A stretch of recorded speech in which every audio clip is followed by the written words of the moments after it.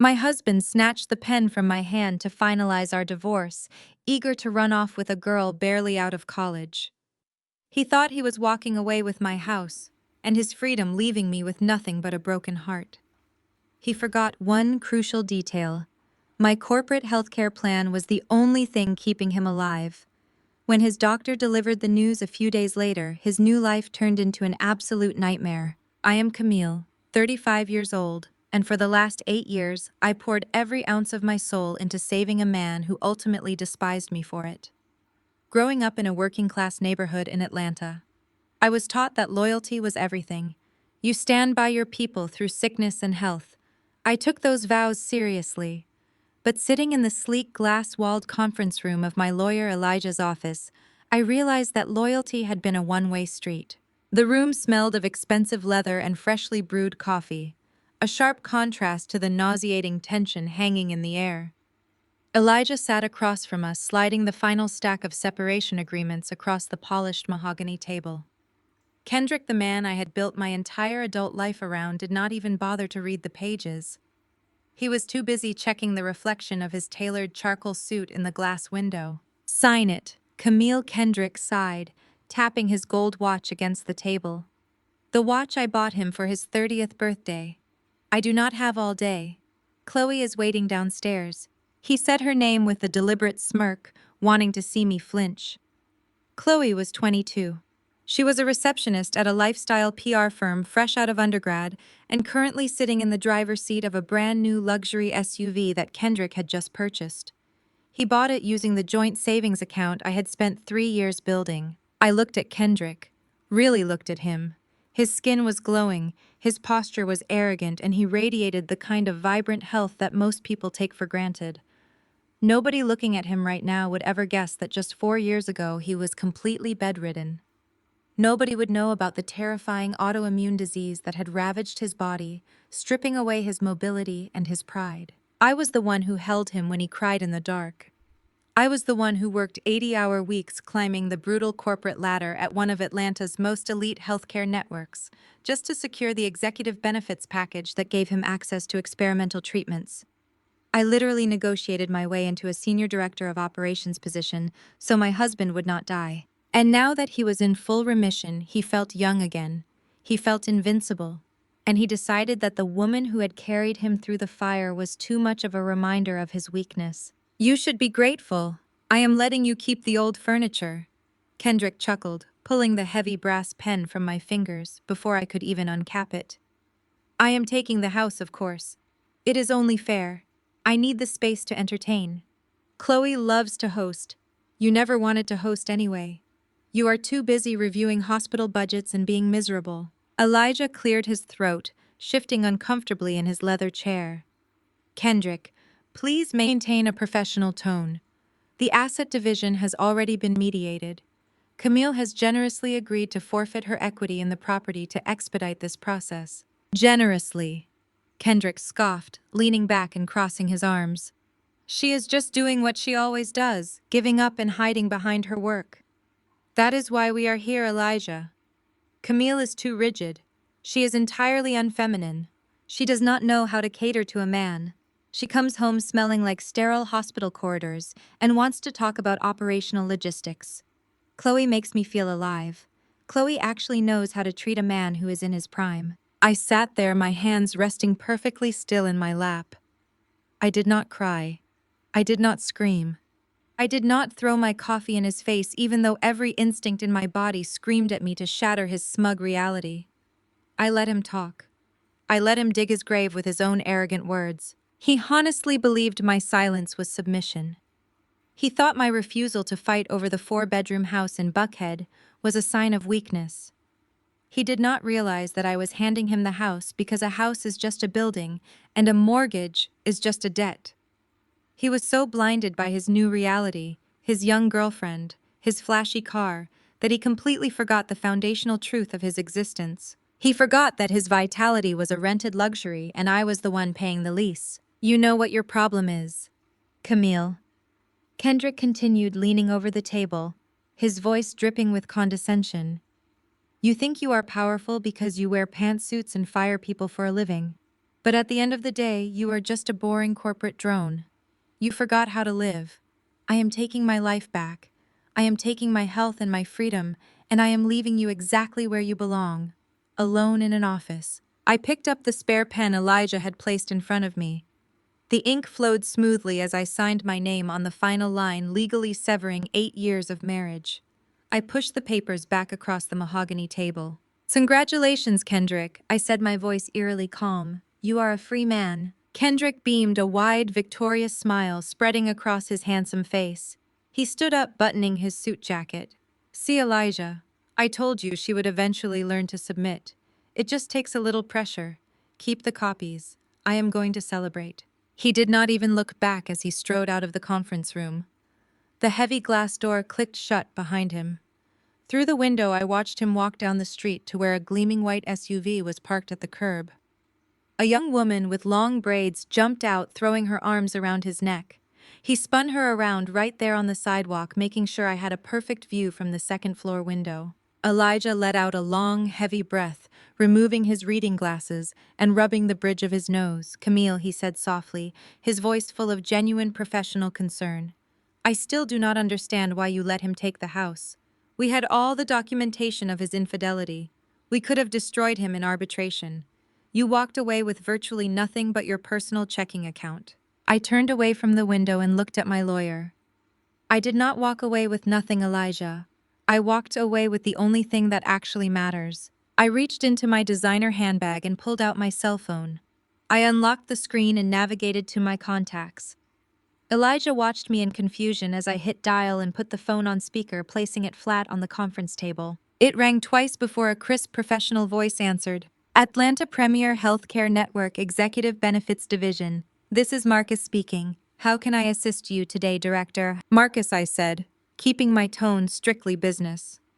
"I need you to pull up my executive medical portfolio, specifically the platinum spousal proxy associated with Kendrick." "Pulling it up now," Director Marcus replied, the sound of rapid typing echoing through the phone speaker. "Okay, I have it here. The proprietary infusion schedule at the Apex Immunology Clinic.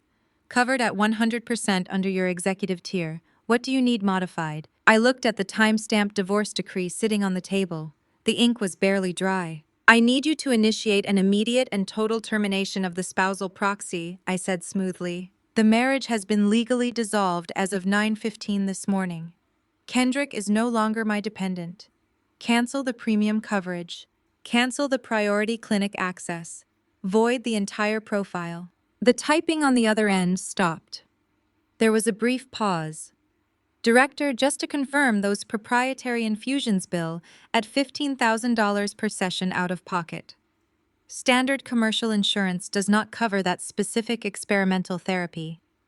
Removing him from your executive tier will drop his status to uninsured for that specific clinic immediately." "I know exactly what it means, Marcus," I replied, my eyes fixed on the signature Kendrick had scribbled so happily just moments ago.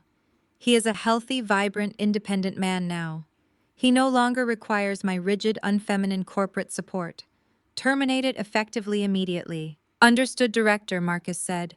"Processing the termination now. The clinic billing department will be notified of the coverage lapse within the hour. Have a wonderful day." I ended the call and slipped the phone back into my bag.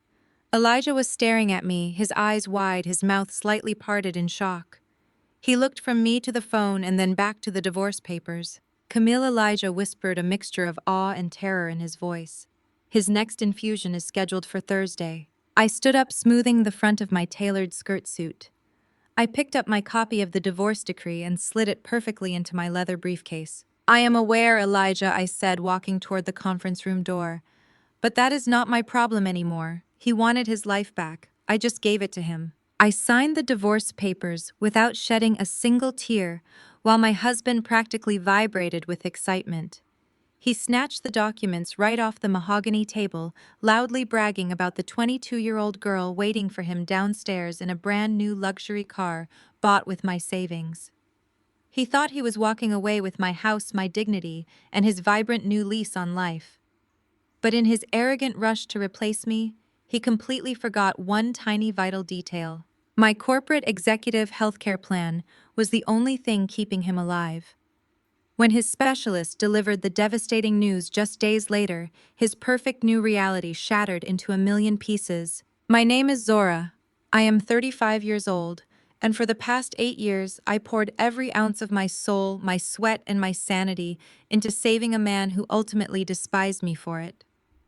Growing up in a hardworking community in Southwest Atlanta, my grandmother always taught me that loyalty was a black woman's crown. You stand by your people through the darkest valleys. I took those vows seriously. But sitting in the sleek glass-walled conference room of my lawyer Elijah's office, I realized that my unwavering loyalty had been entirely one-sided. The room smelled of expensive leather and freshly brewed coffee, a sharp contrast to the nauseating tension hanging in the heavy air. Elijah sat across from us, meticulously sliding the final stack of separation agreements across the polished table. Kendrick, the man I had built my entire adult life around, did not even bother to read the pages. He was too busy checking the reflection of his tailored charcoal suit in the floor-to-ceiling window. "Sign it," Zora. Kendrick sighed, tapping his heavy gold watch against the glass table. It was the exact watch I had purchased for his 30th birthday. "I do not have all day. Chloe is waiting downstairs." He said her name with a deliberate smirk, desperately wanting to see me flinch. Chloe was 22. She was a receptionist at a lifestyle public relations firm, fresh out of undergrad, and currently sitting in the driver's seat of a brand new, fully loaded luxury SUV. Kendrick had just purchased that vehicle using the joint savings account I had spent 3 grueling years building. He drained $80,000 of my hard-earned money to buy his mistress a toy, and the law allowed it because we were still legally married when he made the transfer. I looked at Kendrick. I really looked at him. His rich brown skin was glowing. His posture was arrogant, and he radiated the kind of vibrant, untouchable health that most people take for granted. Nobody looking at him right now would ever guess that just 4 years ago he was completely bedridden. Nobody would know about the terrifying aggressive autoimmune disease that had ravaged his body, stripping away his mobility, his independence, and his pride. I was the one who held him when he cried in the dark. I was the one who worked 80-hour weeks clawing my way up the brutal corporate ladder at one of Atlanta's most elite healthcare networks. I needed that promotion. I needed the executive benefits package that gave him access to the experimental proprietary treatments that standard insurance flatly refused to cover. I literally negotiated my way into a senior director of operations position so my husband would not die. And now that he was in full remission, he felt young again. He felt invincible. And he had decided that the woman who had carried him through the fire was simply too much of a reminder of his weakness. "You should be grateful. I am letting you keep the old furniture." Kendrick chuckled, pulling the heavy brass pen from my fingers before I could even uncap it. "I am taking the house, of course. It is only fair. I need the space to entertain. Chloe loves to host. You never wanted to host anyway. You are always too busy reviewing hospital budgets and being miserable." Elijah cleared his throat, shifting uncomfortably in his high-backed leather chair. "Kendrick, please maintain a professional tone," he said. "The asset division has already been mediated. Zora has generously agreed to forfeit her equity in the property to expedite this process. We just need the final signatures." "Generously," Kendrick scoffed, leaning back and crossing his muscular arms. "She is just doing what she always does, giving up and hiding behind her desk. That is why we are here, Elijah. Zora is too rigid. She is entirely unfeminine. She does not know how to cater to a man. She comes home smelling like sterile hospital corridors and wants to talk about operational logistics and staff management. Chloe makes me feel alive. Chloe actually knows how to treat a man who is in his prime." I sat there, my hands resting perfectly still in the lap of my tailored navy skirt. I did not cry. I did not scream. I did not throw my hot coffee in his face, even though every instinct in my body screamed at me to shatter his smug reality. I let him talk. I let him dig his own grave with his arrogant, ungrateful words. He honestly believed my silence was submission. He thought my refusal to fight over the 4-bedroom house in Buckhead was a sign of emotional weakness. He did not realize that I was handing him the house because a house is just a building and a mortgage is just a debt. I was so blinded by his new reality, his incredibly young girlfriend, his flashy sports car, and his newly muscular physique that he completely forgot the foundational truth of his very existence. He forgot that his vitality was a rented luxury and I was the one paying the lease. You know what your problem is? Zora Kendrick continued, leaning over the table, his voice dripping with absolute condescension. You think you are powerful because you wear designer pantsuits and fire people for a living. But at the end of the day, you are just a boring corporate drone. You forgot how to live. I am taking my life back. I am taking my health and my freedom, and I am leaving you exactly where you belong, alone in an office. I picked up the spare pen Elijah had placed silently in front of me. The black ink flowed smoothly as I signed my name on the final line, legally severing 8 years of marriage sacrifice and absolute devotion. I pushed the thick stack of papers back across the mahogany table. Congratulations, Kendrick, I said, my voice eerily calm and steady. You are a free man. Kendrick beamed, a wide, victorious smile spreading across his handsome face. He stood up rapidly, buttoning his expensive suit jacket with a flourish. See, Elijah, he laughed. I told you she would eventually learn to submit. It just takes a little pressure from a real man. Keep the copies. I am going to celebrate my new life. He did not even look back as he strode out of the conference room. The heavy glass door clicked shut behind him with a definitive thud. Through the large window overlooking the street, I watched him walk down the sidewalk to where a gleaming white SUV was parked illegally at the curb. A young woman with long, vibrant braids jumped out of the driver's seat, throwing her arms around his neck. He spun her around right there on the Atlanta pavement, deliberately making sure I had a perfect view from the second-floor window. Elijah let out a long, heavy breath, removing his wire-rimmed reading glasses and rubbing the bridge of his nose. Zora, he said softly, his voice full of genuine professional concern and personal frustration. I still do not understand why you let him take the house so easily. We had all the documentation of his infidelity. We had the financial records. We could have destroyed him in arbitration. You walked away with virtually nothing but your personal checking account. I turned away from the window and looked at my lawyer. I offered him a small, genuine smile. I did not walk away with nothing, Elijah, I told him. I walked away with the only thing that actually matters. I reached into my structured leather handbag and pulled out my cell phone. I unlocked the screen and navigated to my corporate contacts. Elijah watched me in utter confusion as I hit dial and put the phone on speaker, placing it flat on the conference table between us. It rang twice before a crisp, highly professional voice answered the line. Atlanta Premier Healthcare Network Executive Benefits Division. This is Jamal speaking. How can I assist you today, Director? Jamal, I said, keeping my tone strictly business. I need you to pull up my executive medical portfolio. Specifically, I need to look at the platinum spousal proxy associated with Kendrick. Pulling it up right now, Director Jamal replied, the sound of rapid typing echoing through the phone speaker. Okay, I have it right here. The proprietary infusion schedule at the Apex Immunology Clinic. It is currently covered at 100% under your executive tier sponsorship. What do you need modified today? I looked down at the time-stamped divorce decree sitting on the table. The ink was barely dry. I need you to initiate an immediate and total termination of the spousal proxy, I said smoothly, my voice never wavering. The marriage has been legally dissolved as of 9:15 this morning. Kendrick is no longer my dependent. Cancel the premium coverage. Cancel the priority clinic access. Void the entire profile. The typing on the other end stopped instantly. There was a brief, heavy pause. Director, just to confirm, those proprietary infusions bill at $15,000 per session out of pocket. Standard commercial insurance does not cover that specific experimental therapy under any circumstances. Removing him from your executive tier will drop his status to uninsured for that specific clinic immediately. Are you absolutely certain? I know exactly what it means, Jamal, I replied, my eyes fixed on the signature Kendrick had scribbled so happily just moments ago. He is a healthy, vibrant, independent man now. He no longer requires my rigid, unfeminine corporate support. Terminate it effectively immediately. Understood, Director, Jamal said, his professional tone returning. Processing the termination right now. The clinic billing department will be notified of the coverage lapse within the hour. Have a wonderful day. I ended the call and slipped the phone back into my bag. Elijah was staring at me, his eyes wide, his mouth slightly parted in sheer shock.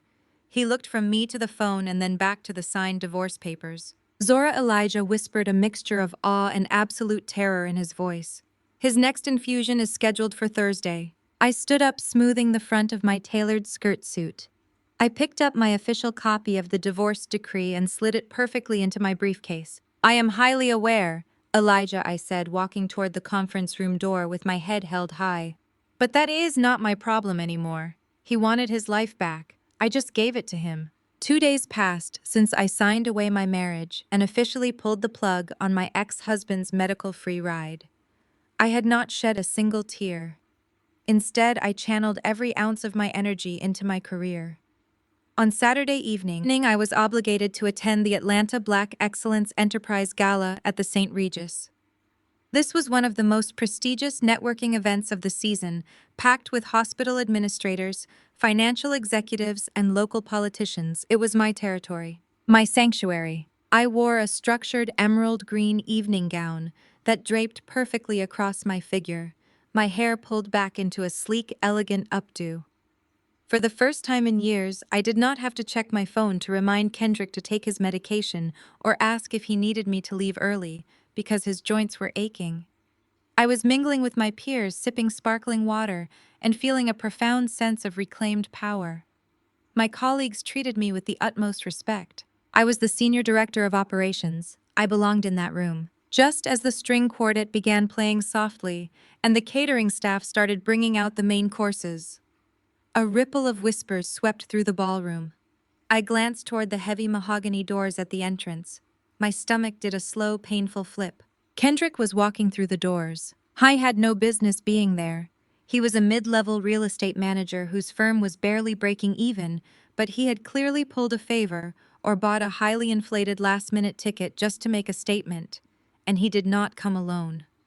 Chloe was clinging to his bicep like a prized accessory. She was wearing a sequined dress that was far too short for a corporate networking gala, her vibrant braids cascading down her back. She looked exactly like what she was, a 22-year-old girl playing dress-up in a room full of seasoned professionals. Kendrick puffed out his chest completely, ignoring the unspoken dress code and the social etiquette of the room. He paraded her through the sea of elegantly dressed guests, his hand resting possessively on her lower back. He was making sure every single person in our social circle saw him with his new younger prize. I was making sure they saw how healthy and robust he looked. He deliberately guided Chloe toward the center of the ballroom, stopping just a few yards away from my table. My colleagues, people I managed and respected, shifted uncomfortably in their seats. They averted their eyes, pretending to focus on their salads, but the tension was thick enough to choke on. They were waiting for me to react. They were waiting for the angry black woman stereotype to emerge. They expected me to throw a glass of wine to cause a scene to give Kendrick the explosive, dramatic reaction he was so desperately craving. I reached for my water glass, my hand perfectly steady, and took a slow, elegant sip. I did not give him the satisfaction of a single glance. But Kendrick was not the only one who came to play games that night. A few moments later, his mother, Vivian, materialized from the crowd.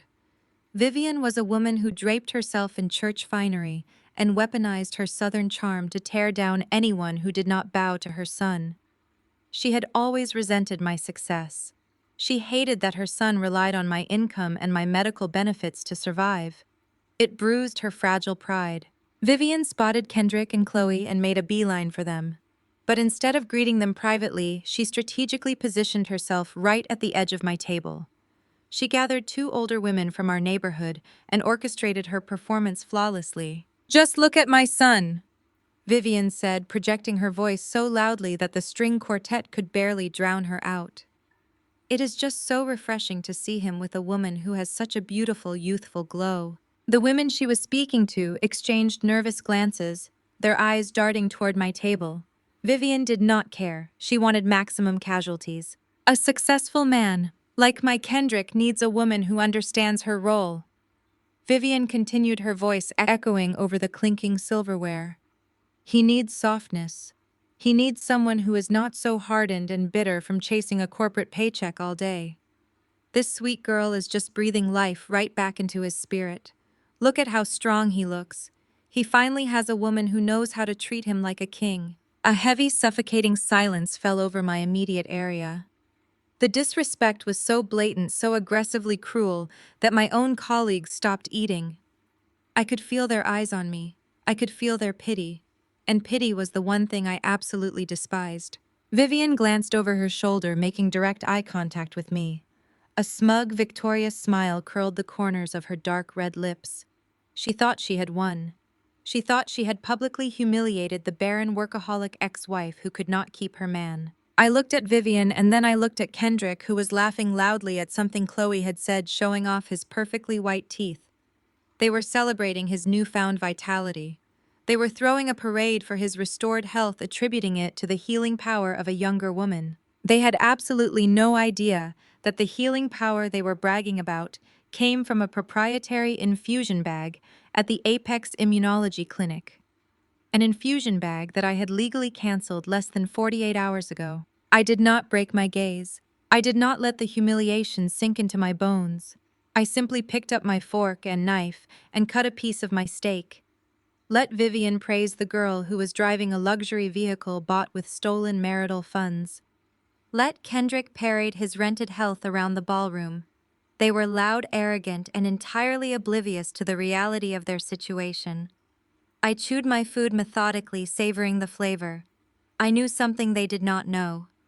Thursday was coming. And on Thursday, the youthful glow and the Southern pride were going to collide with a $15,000 medical bill. I placed my fork down on the gold-rimmed china, the metallic clink barely audible over the low hum of the ballroom.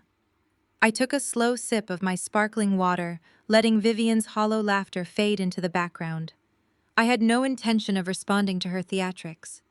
But before I could even turn my attention back to my colleagues, a shadow fell over my table. It was Colin, Kendrick's white stepbrother. Colin had always walked through life with the unearned confidence of a mediocre man who believed the world owed him a massive favor. He smoothed the lapels of his rented tuxedo and leaned over my table, invading my personal space with the heavy scent of cheap cologne and expensive whiskey. He had never liked me. My mere existence as a highly educated self-made black woman occupying corporate spaces he felt inherently entitled to had always irritated him. He preferred women who shrank themselves to make his shadow look larger, and I had never been that kind of woman. It really is a tragedy, Zora.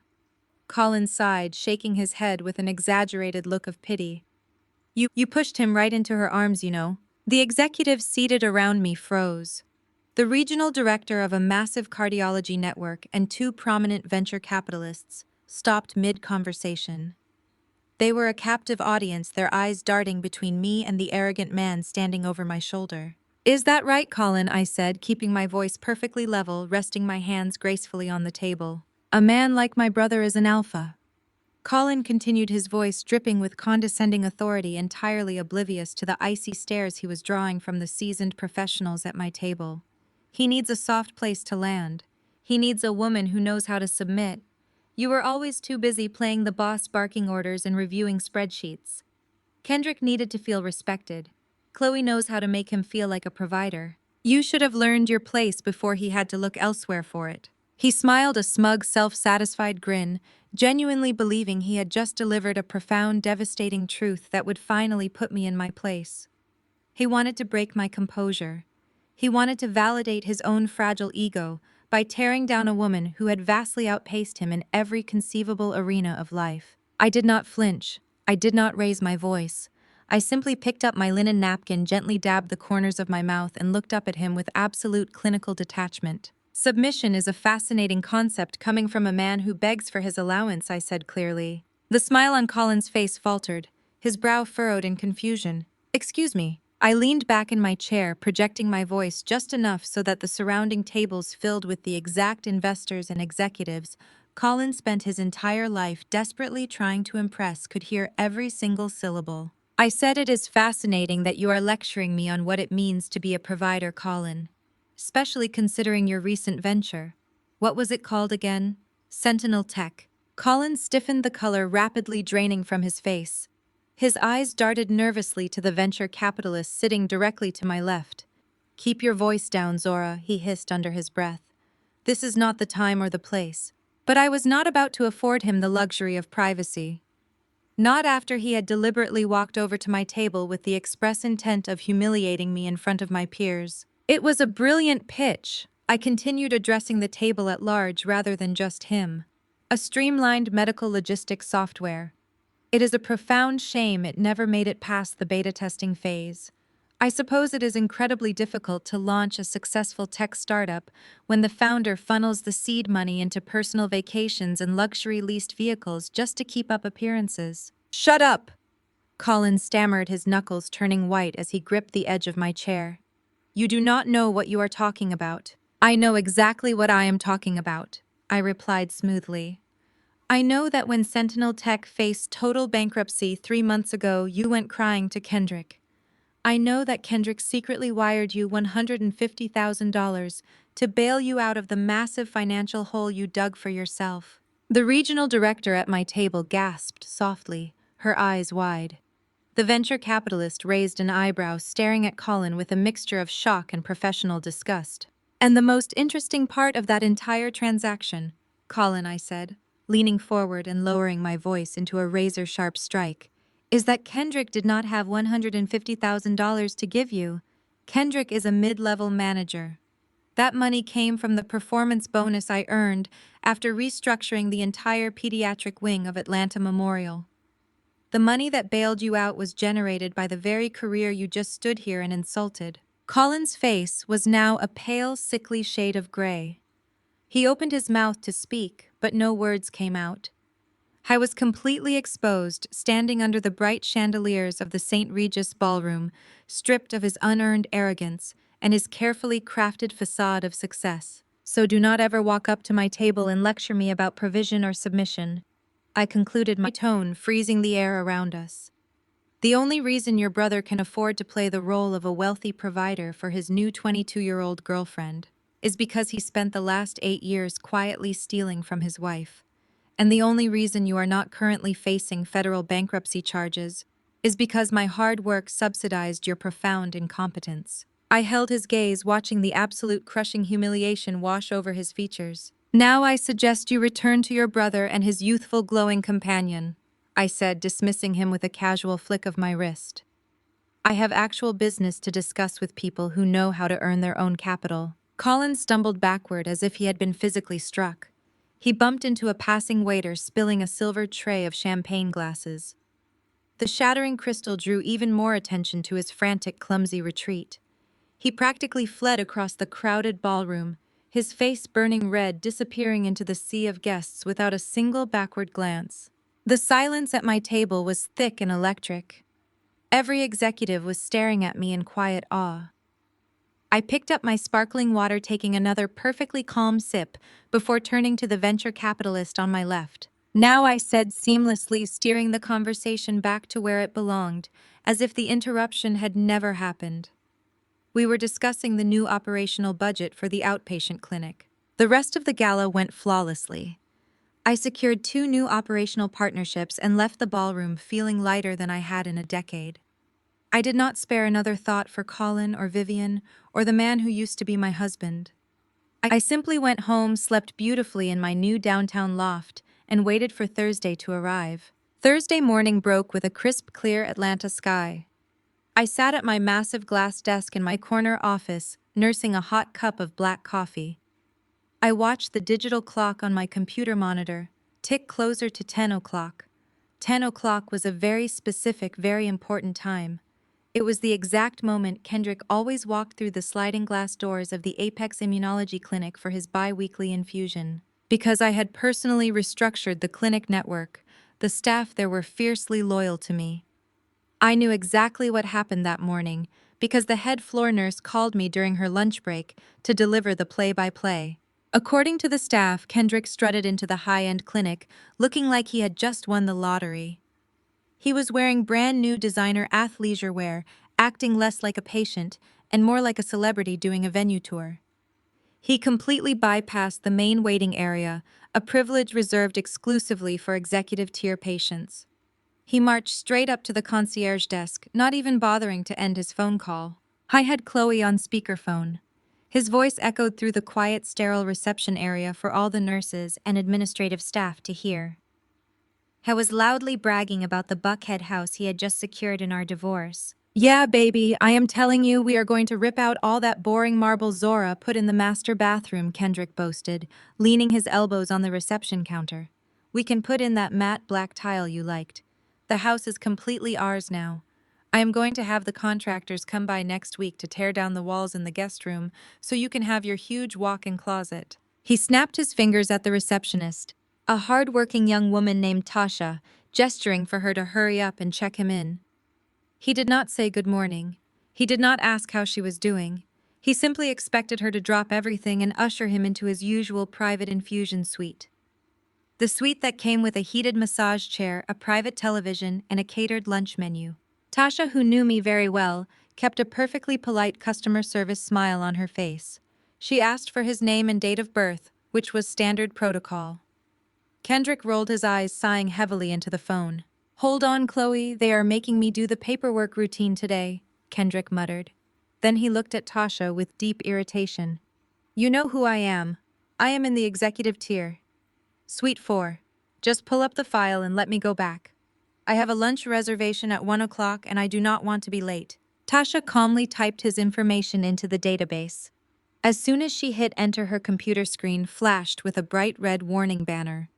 The system had updated perfectly. The executive proxy I had authorized for the last 4 years was completely gone.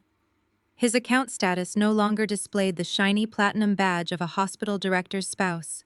It displayed a single devastating word: void. "I am sorry, sir," Tasha said, keeping her voice even and professional. "It appears your primary medical sponsorship has been terminated. You are no longer listed under the executive tier coverage." Kendrick let out a sharp, mocking laugh. He told Chloe he would call her right back and shoved his phone into his pocket. He leaned over the desk, trying to use his physical size to intimidate the young receptionist. "Look again," Kendrick demanded, his tone dropping into a harsh, commanding register. "My wife is the senior director of operations for this entire network. I am fully covered. I have been coming here for 4 years.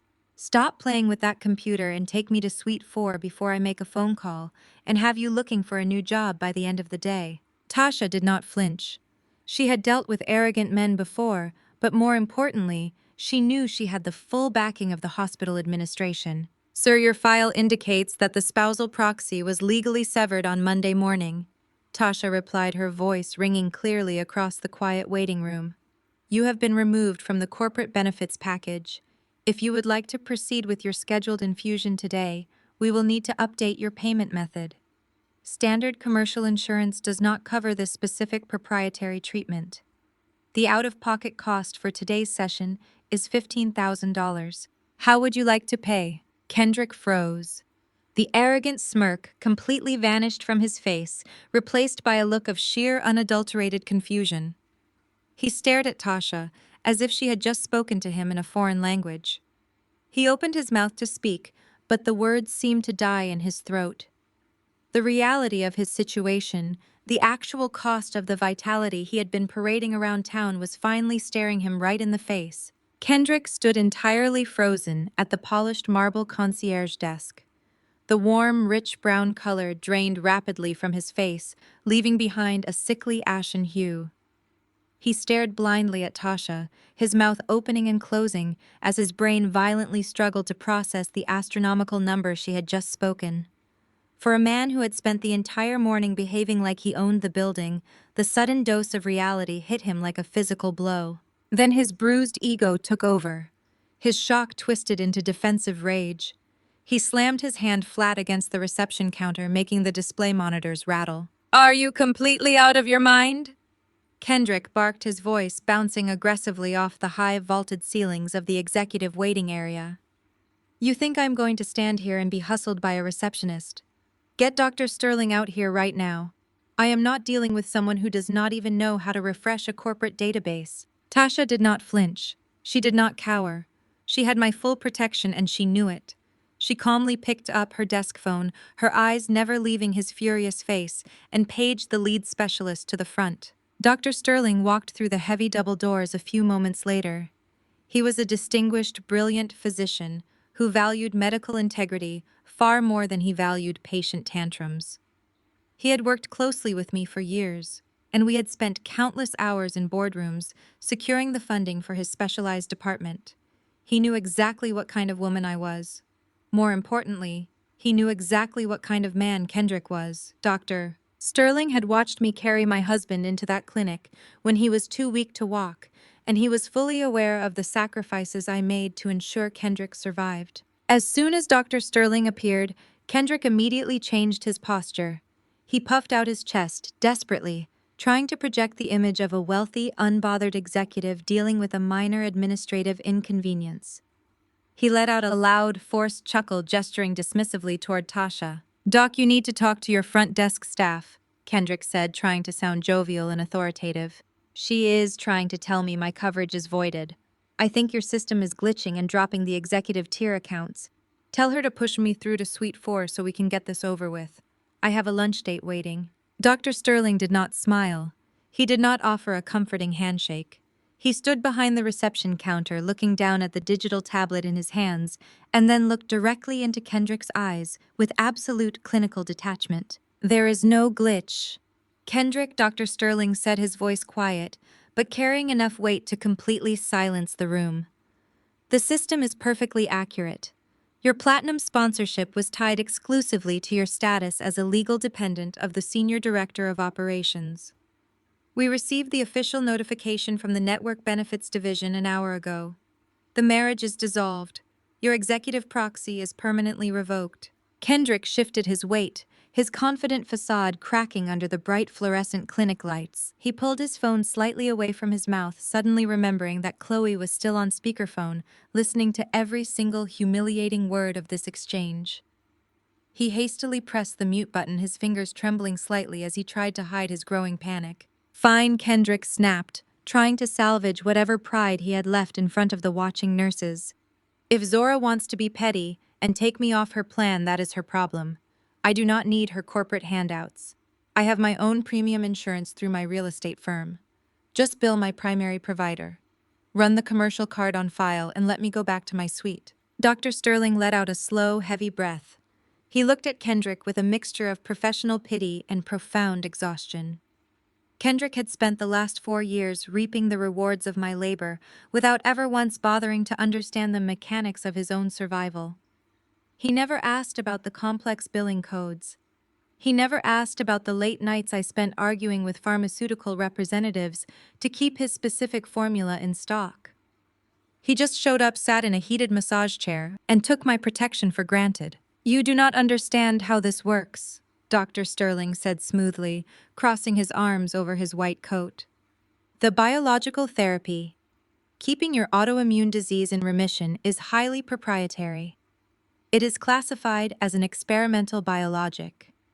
Standard commercial insurance networks do not cover it under any tier. They categorically deny it as an elective out-of-network luxury."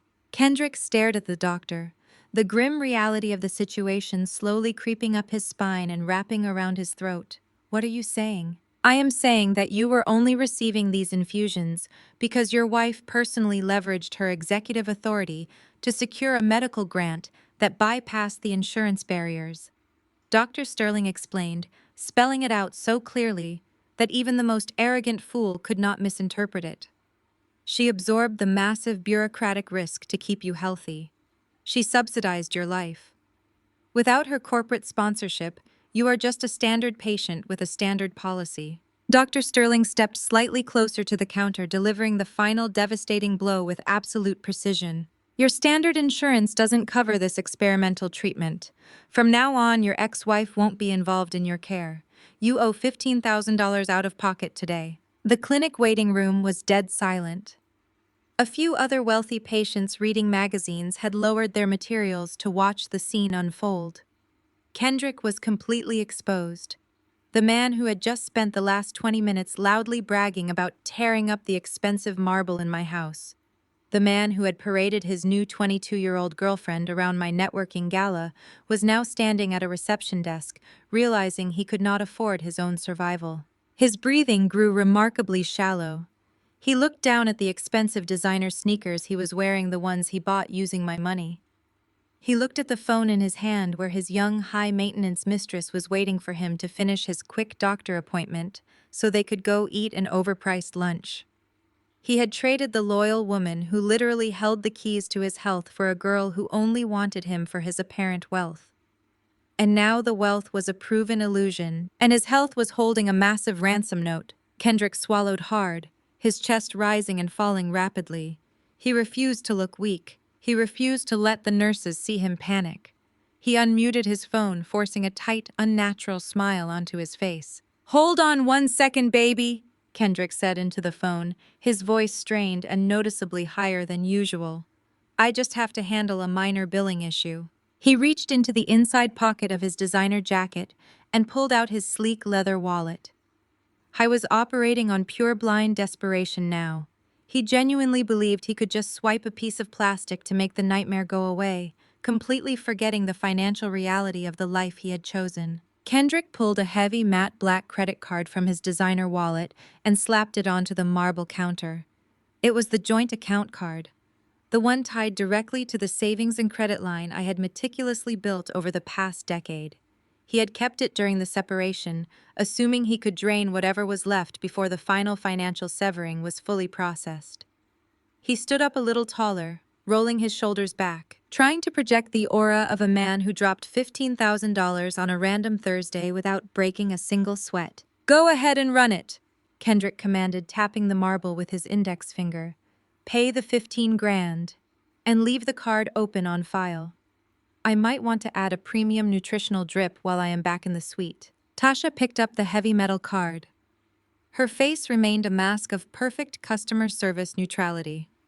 She inserted the chip into the sleek digital terminal on her desk.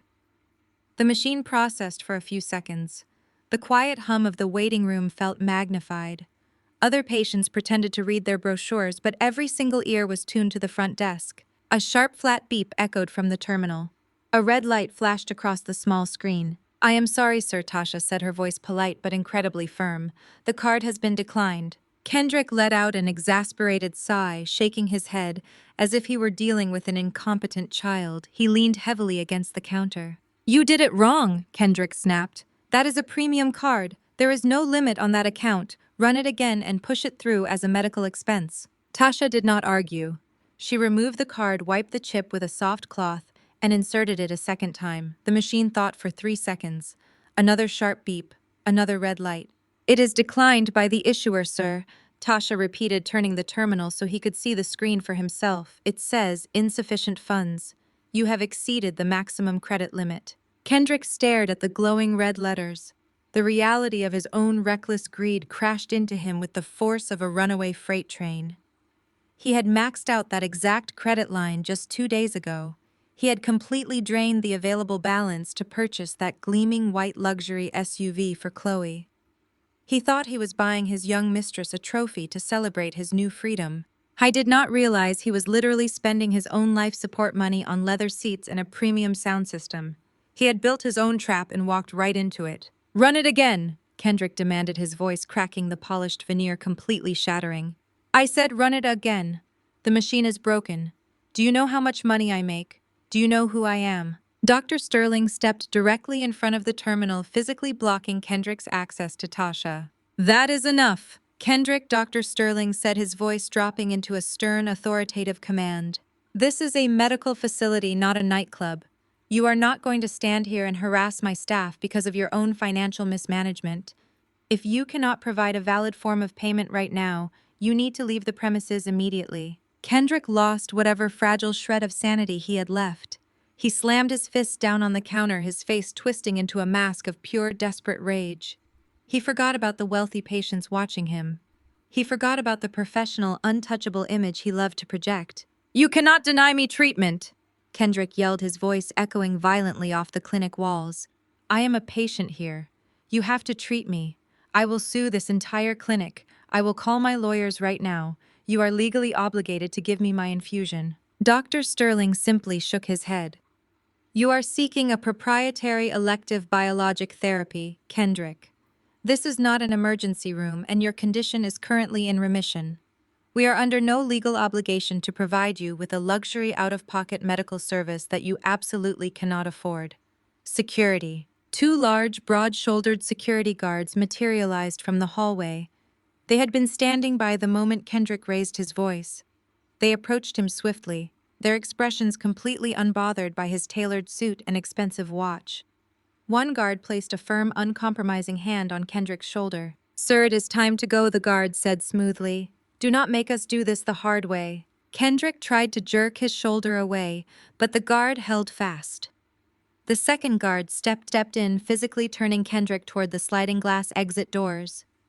Kendrick was stumbling now, his perfectly polished shoes slipping slightly on the marble floor. He was shouting, waving his arms, demanding to speak to the hospital board, demanding that they call me. "Call Zora," Kendrick screamed as they pushed him toward the exit. "Call my wife. She will fix this. Tell her to authorize the payment right now." I was no longer the arrogant man who had signed the divorce papers with a smirk. He was a terrified, powerless man, begging for the very woman he had just thrown away. As the guards escorted him through the automatic doors and out into the sweltering Atlanta heat, his phone slipped from his fingers. The mute button disengaged upon impact with the floor.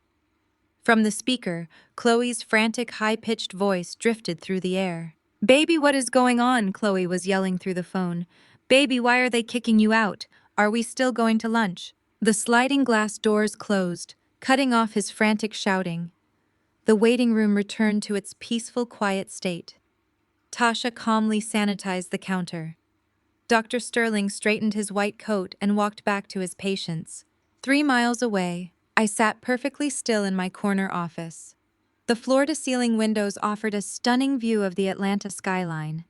The morning sun poured over my glass desk, illuminating the stacks of operational reports I had already finalized. I took a slow, deliberate sip of my black coffee. The taste was rich and dark, completely satisfying. My cell phone, resting face up next to my keyboard, suddenly vibrated. The screen lit up with a call from Kendrick. I did not move to answer it. I simply watched the caller ID flash, feeling a profound, absolute stillness wash over my spirit. The call went to voicemail. 10 seconds later, the phone vibrated again, then again, and again. The screen lit up in a relentless, frantic rhythm. The quiet buzz against the glass desk became a continuous hum of pure desperation. I sat back in my plush executive chair and watched the notifications roll in. I watched the numbers climb steadily. 10 missed calls, 20 missed calls, 40. By the time I finished my cup of coffee and closed my morning files, the notification badge on my screen glowed with a beautiful, satisfying number. 52 missed calls, all within a 2-hour window. He had left 3 voicemails. The first was angry, demanding that I fix the glitch at the clinic so he could get his medicine. The second was confused, asking why I was doing this to him after everything we had been through. The third was a frantic, breathless plea begging me to answer the phone because his joints were already starting to ache from the stress. He thought signing that divorce decree was his ticket to freedom.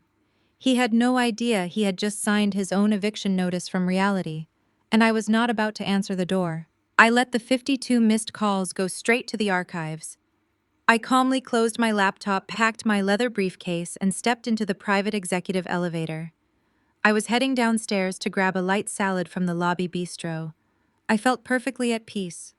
But peace is a highly offensive concept to desperate people. The main lobby of our Atlanta corporate headquarters is a sprawling glass-enclosed atrium. It is always packed at noon with hospital administrators visiting surgeons and healthcare executives. I stepped out of the elevator, my heels clicking rhythmically against the polished Italian marble. Before I could even reach the bistro, a shrill, hysterical voice echoed across the massive lobby. "Zora!" It was not a greeting, it was a battle cry. I stopped and turned around. Marching through the revolving glass doors, completely ignoring the visitor check-in desk, was Vivian. She was wearing a tailored matching suit and her signature pearls, looking like she had just left a high society luncheon. But her face was twisted into an ugly mask of pure, unadulterated rage. Trailing just a few steps behind her was Kendrick. The arrogant, untouchable man who had strutted out of the divorce lawyer's office was completely gone. In his place was a frantic, sweating man wearing rumpled designer athleisure wear. His eyes were wide with panic. The reality of his denied medical infusion had clearly shattered his newfound youth. Vivian did not care about the hundreds of professionals walking through the lobby. She did not care about the professional sanctity of my workplace. She marched directly up to me, her face burning with fury. She raised her hand and actually lunged forward, looking as though she was preparing to strike me right across the face. Before she could even close the distance, Terrence, our head of building security, materialized out of nowhere. Terrence was a massive, highly trained professional who had known me for 5 years. He swiftly stepped between us, holding his hand up to block Vivian's path. "Ma'am, you need to step back right now," Terrence commanded, his voice echoing loudly enough to make the surrounding executives stop and stare. Vivian ignored him, pointing a shaking finger around his massive shoulder, aiming it directly at my chest. "You are a monster," Vivian screamed, her voice cracking with hysteria. "You are a bitter, jealous, miserable woman. You are trying to murder my son." The entire lobby ground to a sudden halt. Conversations died instantly. Coffee cups froze midair. Dozens of highly educated medical professionals turned their full attention to the screaming woman in the center of the atrium. I did not flinch. I did not raise my voice. I looked at Terrence and gave him a subtle, calming nod. "Stand by, Terrence," I said smoothly. "Do not escort her out just yet. Let her speak." I wanted everyone to see this.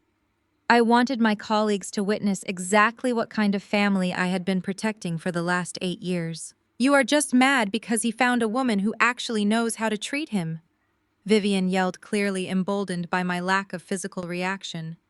"You could not give him children. You could not make him happy.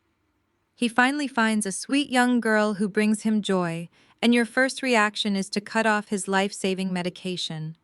You are trying to kill my baby out of pure spite." I looked past Vivian and locked eyes with Kendrick. He was breathing heavily, shifting his weight from side to side. He looked terrified. The joint pain that his medication usually suppressed was likely already starting to flare up from the immense stress of his financial reality. "Your son is a grown man, Vivian," I replied, my voice carrying clearly across the quiet lobby. "He is 36 years old. He legally demanded his freedom this morning. I simply granted it." "Hi is sick," Zora Vivian cried out, attempting to weaponize the sympathy of the watching crowd. "You know he needs those infusions to survive. How can you be so utterly heartless?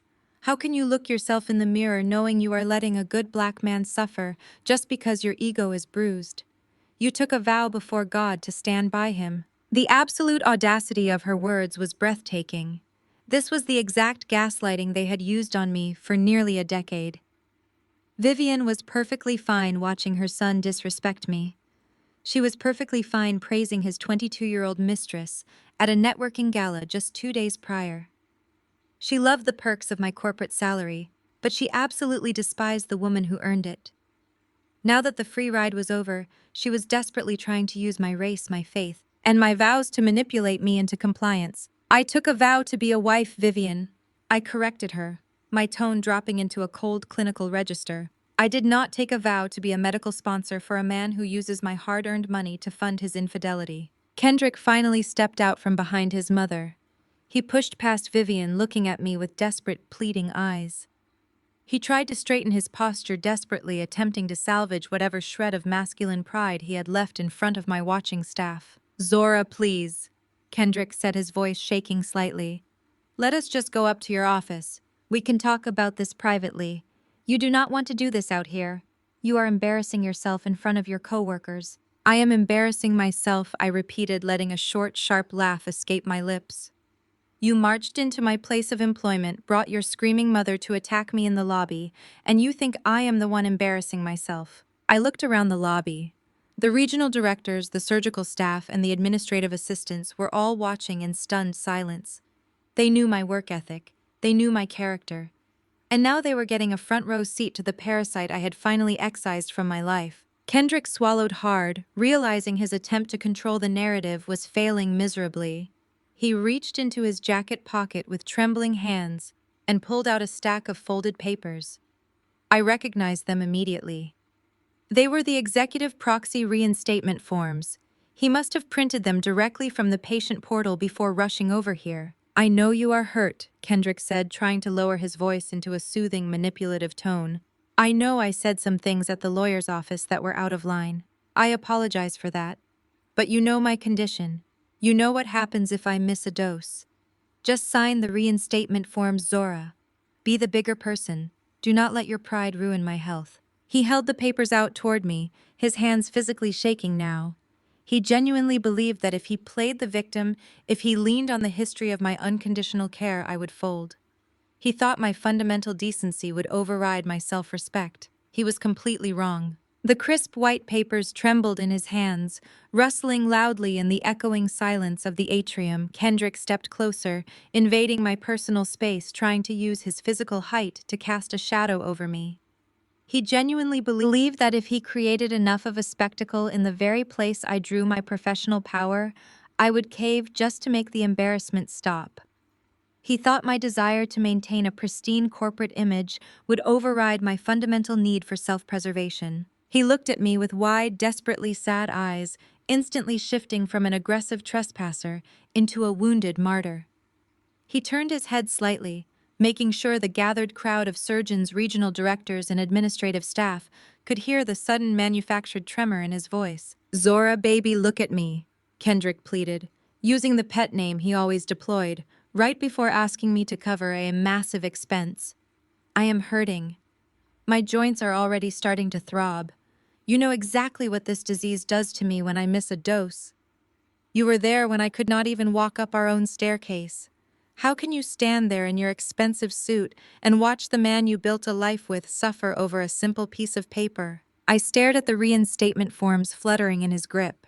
He had literally crossed out the termination date and highlighted the signature line in bright yellow ink, as if I were a confused subordinate who just needed basic directions. "You are letting your pride turn you into a cruel person," Kendrick continued, his voice echoing across the Italian marble floors. "I know the divorce hurts. I know seeing me move on is painful. It makes people irrational. But you are a Black woman. You were raised to hold your community together. Your grandmother taught you about loyalty and grace. She taught you that we do not abandon our own when they are sick and vulnerable.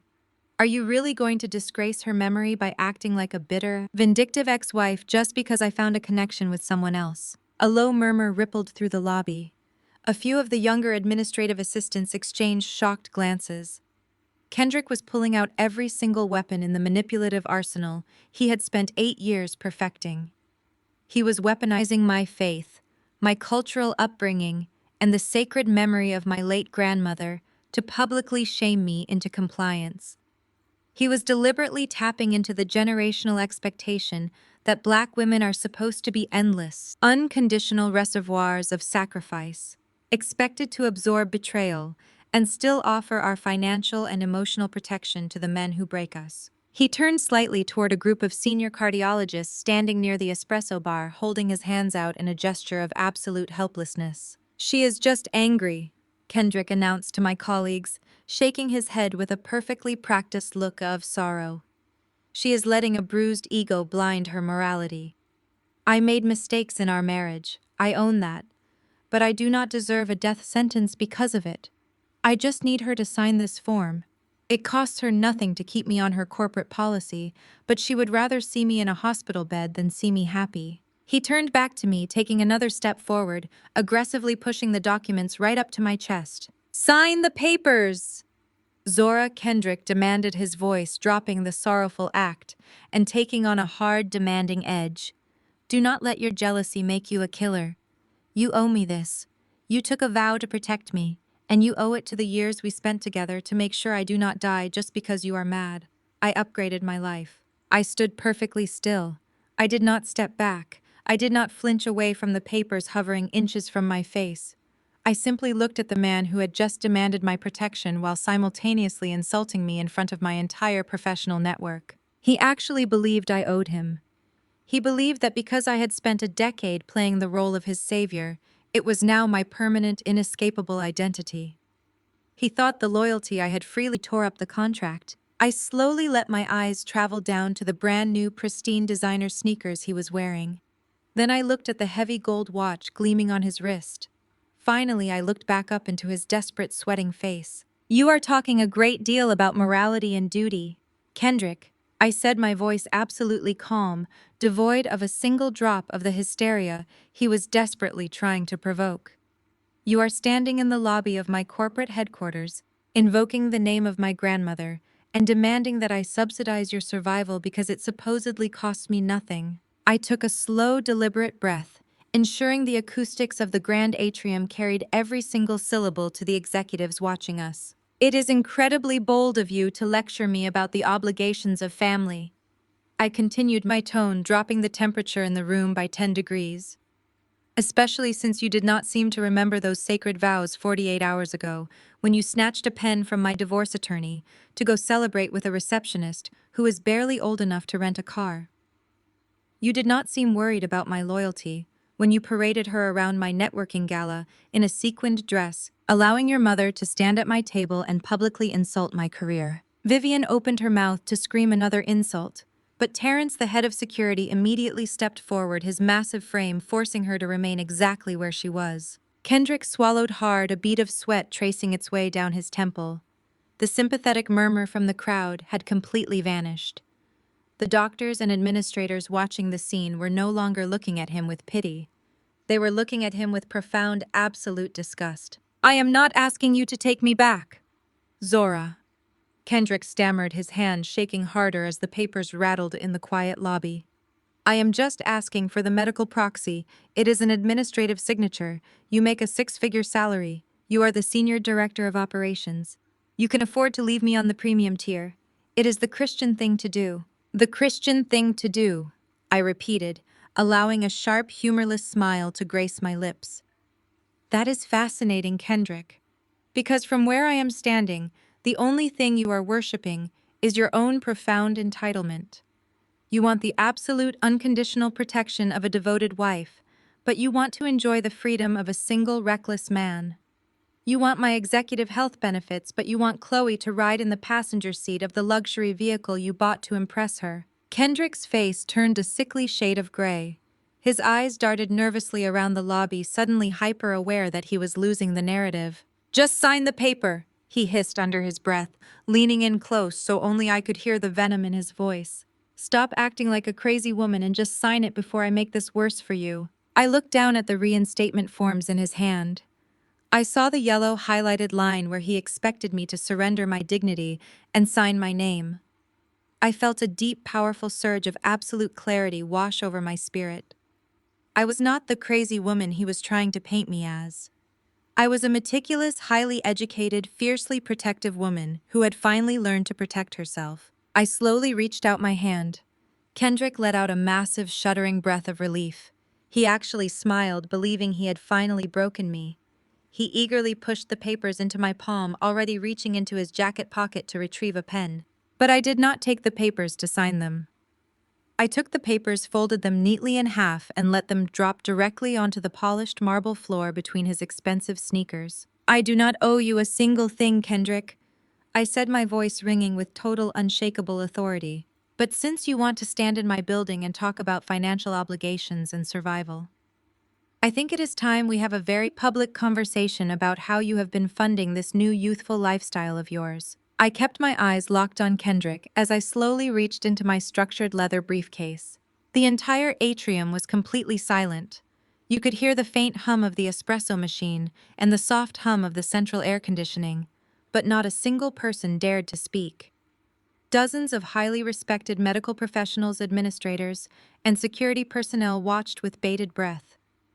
Terrence shifted his massive weight, keeping himself perfectly positioned between me and Vivian, ensuring they could not advance a single inch closer. I pulled out a thick, professionally bound folder. The cover bore the unmistakable seal of a premier forensic accounting firm in Atlanta. I held it up so the bright fluorescent lights of the lobby caught the glossy cover. Kendrick stared at the folder. His chest stopped heaving. The aggressive, demanding posture he had adopted just moments ago began to visibly crumble. He recognized the seal. He knew exactly what kind of documents required that level of financial scrutiny. "You see, Kendrick," I said, my voice projecting clearly and calmly across the marble floor, "when you decided to blindside me with divorce papers, I did not cry. I did not beg you to stay. I simply hired the most meticulous forensic accountant in the city to review every single transaction you made during our legal separation. I wanted to ensure our marital assets were properly accounted for before I handed you the keys to my house. I opened the heavy folder and flipped to a page marked with a bright red sticky note. I smoothed the paper with my index finger, taking my time, letting the agonizing suspense wrap around his throat. On Monday morning at exactly 9:15, you wired $80,000 out of our joint high-yield savings account, I announced, reading directly from the bank statement. You sent that money to a luxury car dealership in Buckhead to purchase a fully loaded gleaming white SUV. The exact same SUV your 22-year-old girlfriend is currently driving. The same vehicle you paraded her around in after you mocked my corporate career. Vivian opened her mouth to speak, ready to defend her son once again. But I did not give her the chance. I turned my gaze directly to her, pinning her to the floor with an absolutely glacial stare. You stood at my table 2 nights ago, Vivian, I said to her. You bragged to all of my colleagues about how your son is a successful provider. You praised him for treating his new girl like a queen. But your son is not a provider. Your son is a thief who stole from his own household to buy a toy for a child. Vivian swallowed hard, her mouth snapping shut.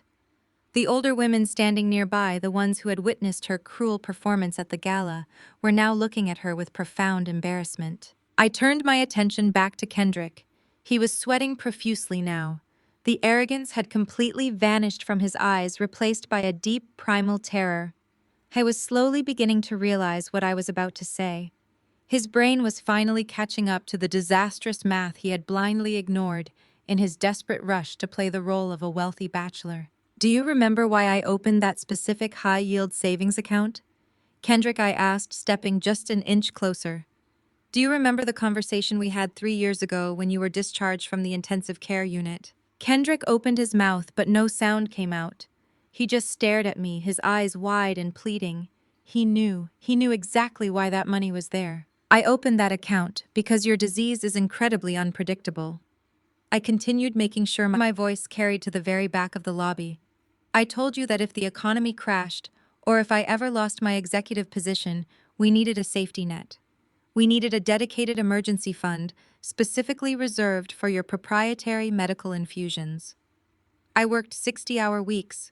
I took on massive, exhausting projects. I missed holidays and vacations. I built that $80,000 reserve dollar by agonizing dollars simply to guarantee that you would never have to miss a life-saving treatment. A collective audible gasp rippled through the gathered crowd. The cardiologists and hospital directors understood the exact severity of what I was saying.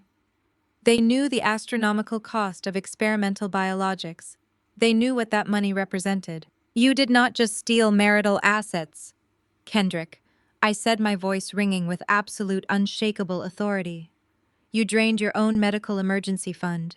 You took the safety net I built to keep you breathing, and you spent it on leather seats, a sunroof, and a premium sound system for a girl who does not even know how to spell the name of your autoimmune disease. Kendrick's knees actually buckled. He stumbled backward slightly, catching his balance just before he hit the marble floor. The color drained completely from his face, leaving him looking sickly and hollow. The horrific reality of his own staggering stupidity had finally crushed him. At $15,000 a session, I calculated out loud, staring him down with zero mercy. $80,000 equates to over 5 months of proprietary medical treatments. You traded 5 months of your actual life expectancy for a luxury vehicle. Kendrick raised his trembling hands to his head. He looked like he was going to vomit right there in the atrium. He realized that the very money he needed to hand to Dr. Sterling this morning was currently sitting in the employee parking lot of a lifestyle public relations firm.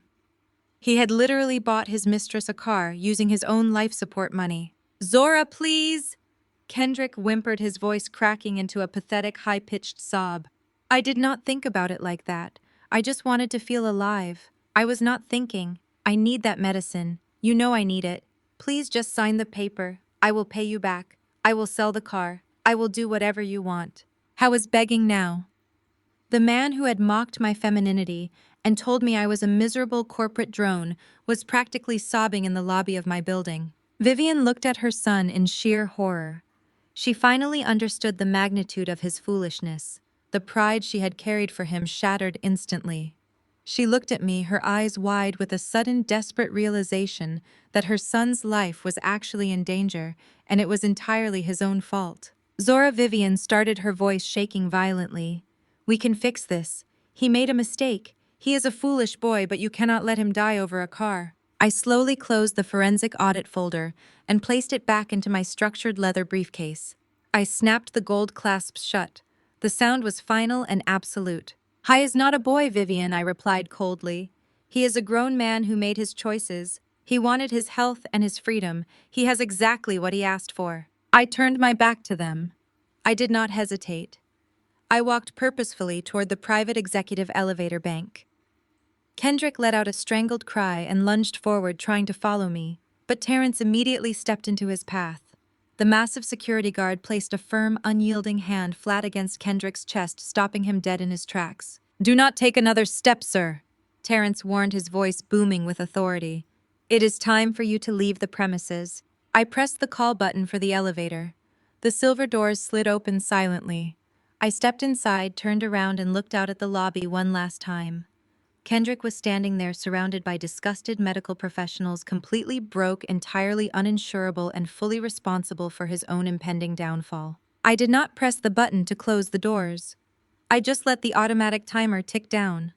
I maintained eye contact with my ex-husband until the very last second, watching the absolute terror swallow him whole as the heavy silver doors slid shut, separating me from his toxic existence forever. The heavy silver doors of the executive elevator closed, sealing Kendrick out of my life, and I went straight back to work.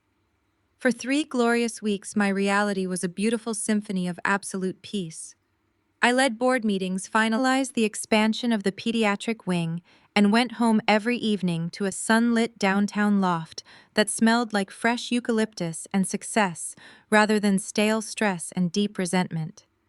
I blocked his number, ignored Vivian's hateful emails, and finally allowed myself to breathe. But human biology is a ruthless, unforgiving debt collector. Without the proprietary infusions from the Apex Immunology Clinic, the borrowed vitality Kendrick had been parading around Atlanta began to rapidly evaporate.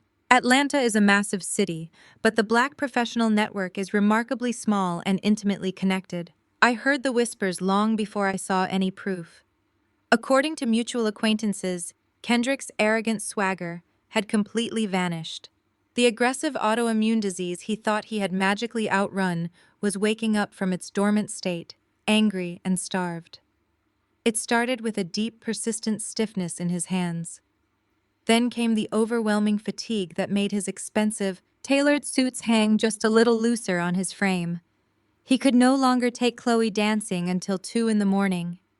He was spending his evenings sitting on the cheap sofa he bought for his newly acquired, completely unfurnished Buckhead house, clutching a heating pad and popping over the counter, pain medication that did absolutely nothing to touch the severity of his condition. He tried to sell the luxury SUV, of course. But cars depreciate the very second you drive them off the dealership lot. Between the financing fees, the taxes, and the immediate loss in value, liquidating Chloe's new toy would barely cover a single session at the clinic, let alone the continuous lifelong care he actually required. Plus, Chloe threw an absolute tantrum at the mere suggestion of giving up her pristine status symbol.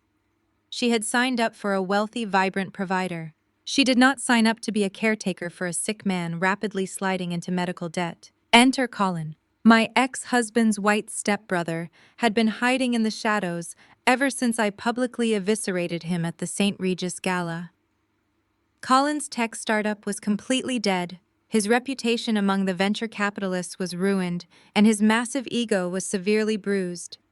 He needed someone to blame for his own failures, and a terrified, physically declining Kendrick was the perfect, desperate target. I can picture the scene perfectly. Colin visiting Kendrick in that empty, echoing house, pouring a glass of cheap whiskey and whispering pure poison into his stepbrother's ear. Colin hated me. He hated that a black woman had outsmarted him, out-earned him, and publicly stripped him of his unearned audacity. So he convinced Kendrick that he was a helpless victim. He told Kendrick that as his former wife, I possessed a legal and moral duty of care that superseded any divorce decree. Colin weaponized Kendrick's very real fear of physical decline, convincing him that my actions were not just cold but legally actionable. They did not go back to Elijah, our original mediation attorney.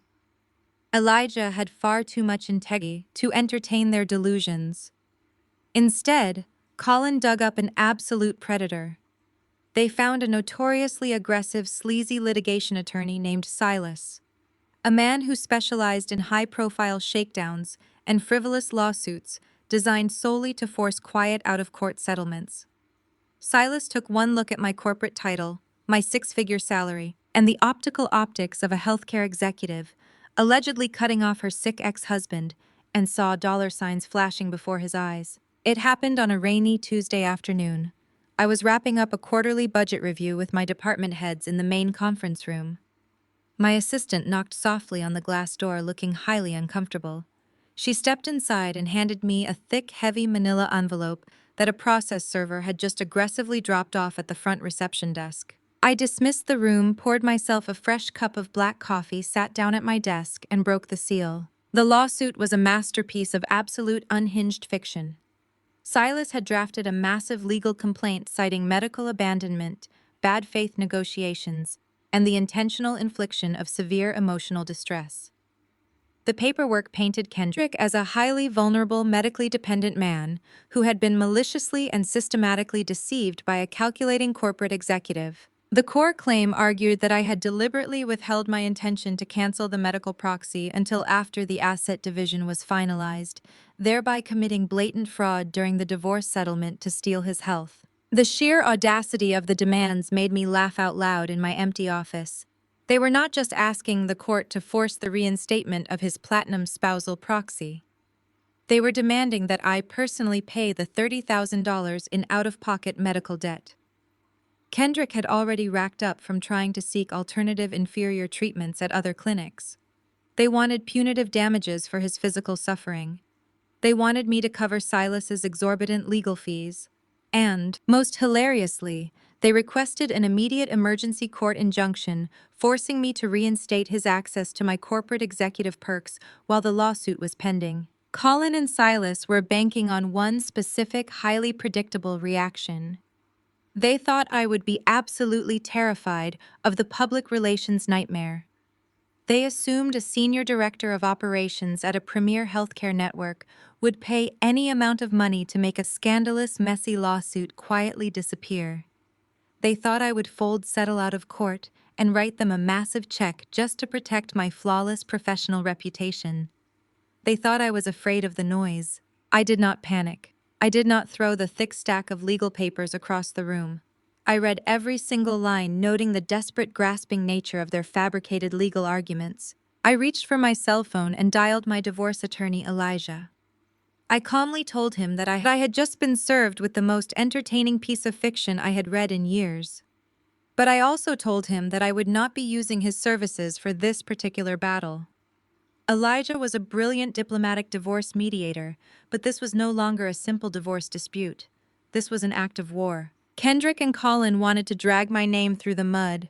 They wanted to drag me into a courtroom and put my hard-earned corporate assets on the line to fund a lifestyle they did not earn.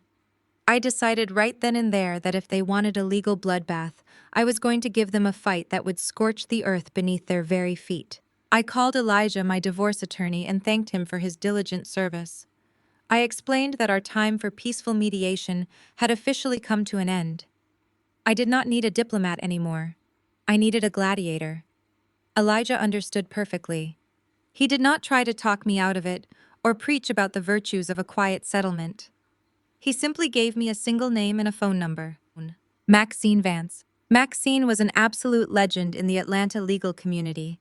She was a brilliant, terrifyingly sharp black woman who specialized in high-stakes corporate litigation and asset recovery. She did not negotiate with extortionists. She dismantled them. I walked into her downtown office the very next morning. The space was austere and intimidating, lined with heavy leather-bound legal texts and floor-to-ceiling windows looking out over the city.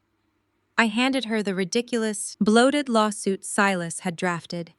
She read it in absolute silence, her perfectly manicured fingers turning the crisp white pages. When she finished reading the final page of Kendrick's absurd demands, Maxine looked up at me with a cold, predatory smile. She saw exactly what Colin and Silas were attempting to do. They were trying to leverage my professional reputation against my bank account. They assumed a black woman in a highly visible corporate leadership role would be terrified of the angry black woman stereotype. They bet everything on the assumption that I would pay them off just to keep my name out of the local blogs and the public court records. They thought I would quietly write a check for $50,000 to make the nuisance go away. Maxine folded her hands on her desk and asked me a very simple question. She asked if I wanted to make this lawsuit disappear, or if I wanted to make a permanent example out of the man who filed it. I told her I wanted every single stone turned over. I authorized her to initiate the most aggressive, invasive discovery process legally permissible in the state of Georgia. We were not going to settle. We were going to counter-sue for financial fraud, malicious prosecution, and abuse of process. Silas was sitting in his sleazy office, eagerly expecting a terrified phone call from my legal team offering a quick settlement. Instead, 2 days later, a process server handed him a massive, heavy box of legal demands. Maxine required Kendrick to produce every single bank statement, text message, tax return, and medical receipt from the last 3 years. The legal machine roared to life. My forensic accountant, who had already successfully traced the money Kendrick used to buy the luxury SUV, joined forces with Maxine's elite litigation team. We subpoenaed absolutely everything. We pulled Kendrick's personal bank records. We pulled his real estate firm's operational ledgers. We pulled his credit card statements. But we did not stop there. We cast a much wider net. We subpoenaed Chloe. We legally demanded the 22-year-old mistress's financial records, her apartment lease agreements, and her digital payment history. This was the truly brilliant part of Maxine's strategy. We knew Kendrick was arrogant and sloppy, but we suspected Chloe was inexperienced and greedy. And greedy people always leave a digital footprint. For 3 weeks, the silence from Kendrick's camp was deafening. They had completely stopped posting their happy, glowing couple photos on social media. The arrogant phone calls from Vivian ceased entirely. They were drowning under the crushing weight of Maxine's relentless legal subpoenas, desperately trying to gather years of financial documents they never thought anyone would look at. Then, exactly 22 days into the intense discovery phase, my legal team found the smoking gun. I was sitting in Maxine's office when she slid a red folder across the desk. Inside was a complex, tangled web of shell companies and fake consulting fees. The financial rot went so much deeper than I could have ever imagined. Kendrick had not just stolen $80,000 for a luxury SUV. That vehicle was just a drop in the bucket. Kendrick and his young mistress had been actively siphoning my corporate bonuses and routing them into offshore accounts in the Cayman Islands for over 14 months, long before he ever sat down in Elijah's office and asked for a divorce, long before he claimed I was too rigid and unfeminine. I stared at the highlighted bank transfers, feeling a profound, icy calm wash over my entire body. He was transferring my money while lying in the bed I paid for. While I was at the hospital arguing with administrators to keep him on the experimental trial drug, he was wiring $10,000 increments to a hidden account registered under Chloe's name. He had planned this entire betrayal with meticulous, calculated cruelty. His grand master plan was to bleed my accounts dry, finalize a quick divorce using his fake narrative of feeling smothered by my corporate lifestyle, and then ride off into the sunset with a massive, untraceable nest egg. He thought he was a criminal mastermind, but his sheer arrogance had ruined his own flawless operation. By hiring Silas and suing me for medical abandonment, Kendrick had legally forced his own financial history out into the open light of a federal courtroom. In his desperate, greedy attempt to squeeze just a little more money out of my pocket to pay his current medical bills, he had handed my ruthless litigation team the exact keys to his own total destruction. I had literally invited a forensic accountant to look inside his house. Maxine watched me process the documents. She did not offer empty sympathy. She knew I did not need it. She simply asked if I was ready to drop the hammer. I gave her the authorization to submit the offshore account evidence directly to the arbitration judge. The trap was fully set and the jaws were about to snap shut. Kendrick thought he was going to walk into arbitration and play the role of the tragic abandoned sick man who was victimized by his cold corporate wife. He had no idea that we were walking into that room with documented proof of international wire fraud. He had no idea that his demand for a financial settlement was about to turn into a mandate for full legal restitution. Maxine did not just submit the offshore account evidence to the arbitration judge. She executed a beautifully coordinated, utterly ruthless financial freeze. Within 48 hours of discovering the Cayman Island transfers, my legal team filed an emergency injunction that locked every single domestic and international bank account tied to Kendrick and his young mistress. We placed a heavy legal lien on the Buckhead house he had so smugly taken in the divorce. The flow of stolen capital stopped instantly. For Kendrick and Chloe, the financial drought was catastrophic and immediate. Kendrick was already drowning in out-of-pocket medical debt. Without my corporate proxy, his desperate attempts to secure alternative treatments at lesser clinics had completely drained whatever legitimate cash reserves he had left. He was putting $10,000 medical charges on high-interest credit cards. His sleek, unearned lifestyle required a massive continuous influx of cash to maintain, and Maxine had just cemented the vault shut. Chloe was a 22-year-old receptionist who thought she had successfully secured a wealthy, vibrant provider.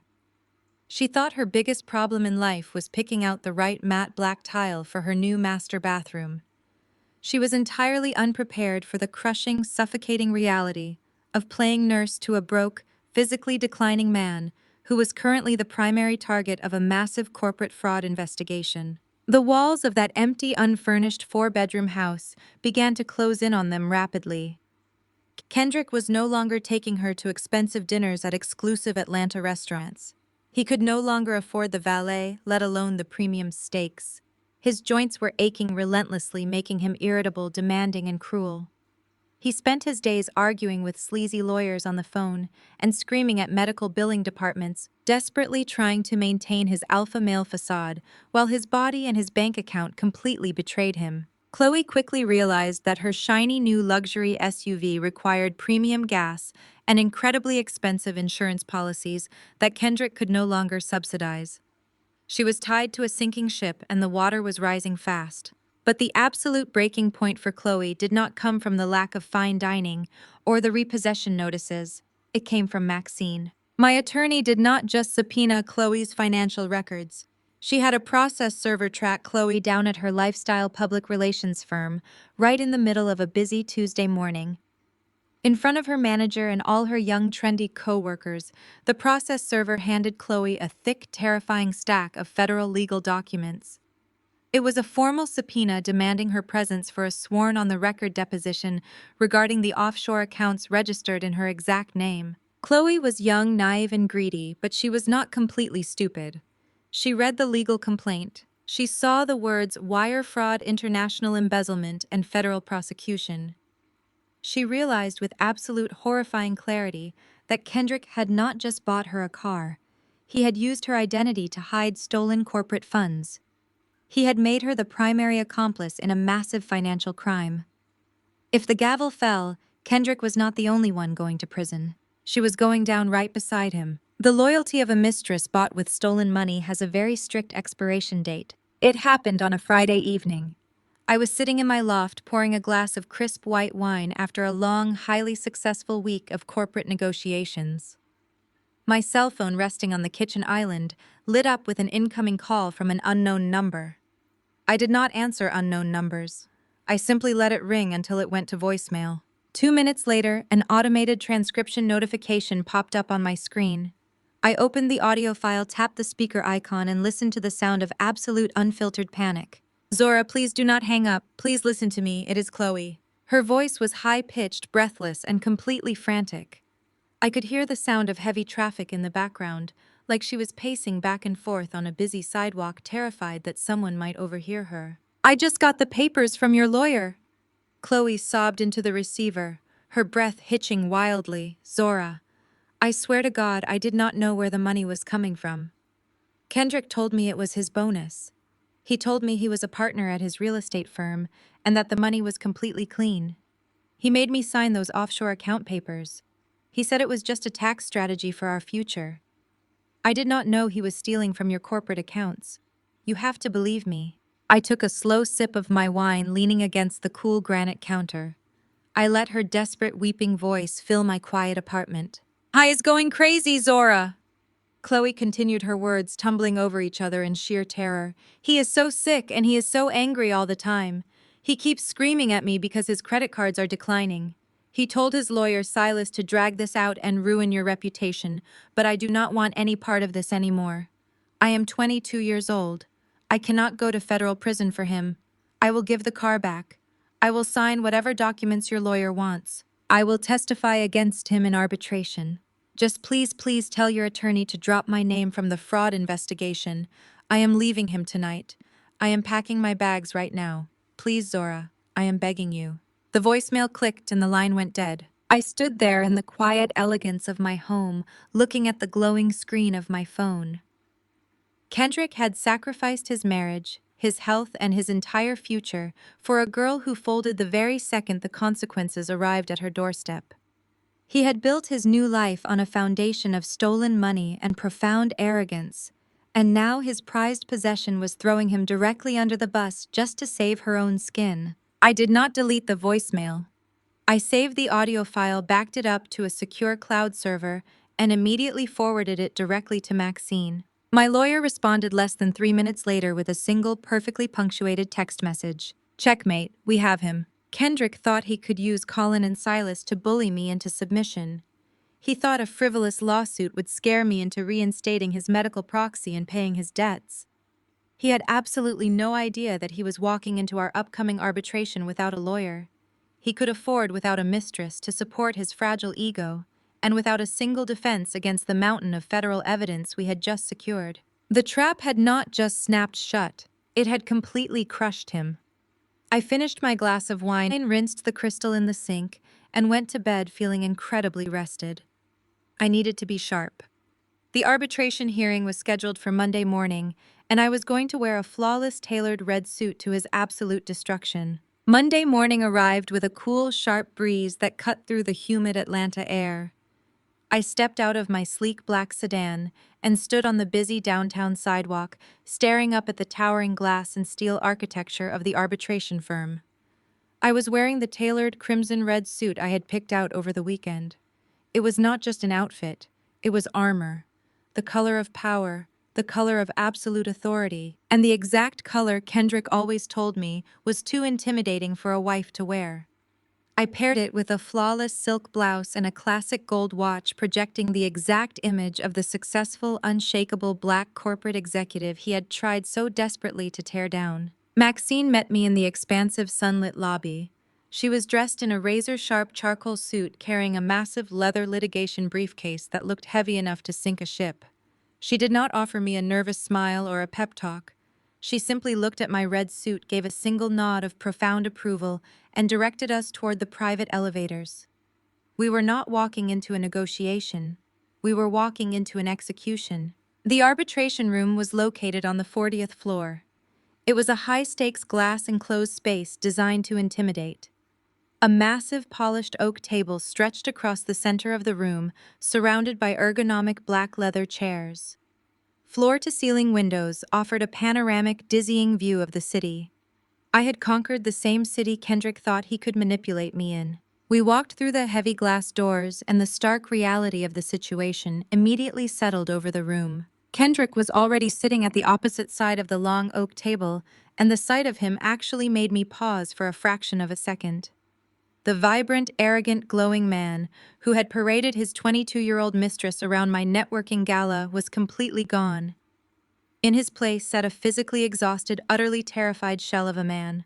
Without my corporate insurance plan, without the $15,000 proprietary infusions from the Apex Clinic, his severe autoimmune disease was rapidly taking its toll. His tailored suit hung loosely on his shoulders, clearly too big for his diminishing frame. His hands resting on the table were visibly stiff and swollen. The deep, rich brown of his skin had faded into an unhealthy ashen gray. He was sweating slightly under the cool, controlled air conditioning of the boardroom. The physical reality of his reckless choices was literally eating him alive. Sitting directly behind him in the gallery chairs were Vivian and Colin. The arrogant entitlement they had both displayed just weeks ago had been entirely replaced by a thick, suffocating aura of nervous desperation. Vivian was wearing her Sunday best, clutching a designer handbag in her lap, but she looked remarkably small. She kept twisting a pearl ring on her finger, her eyes darting anxiously around the sterile room. She had finally realized that the endless well of my financial protection was completely dry, and her son was facing a very real, very dangerous medical crisis that she absolutely could not afford to fix. Colin looked even worse. My ex-husband's white stepbrother was practically vibrating with nervous energy. He kept bouncing his knee and chewing on the inside of his cheek. He knew his failed tech startup had been secretly bailed out using my stolen marital funds.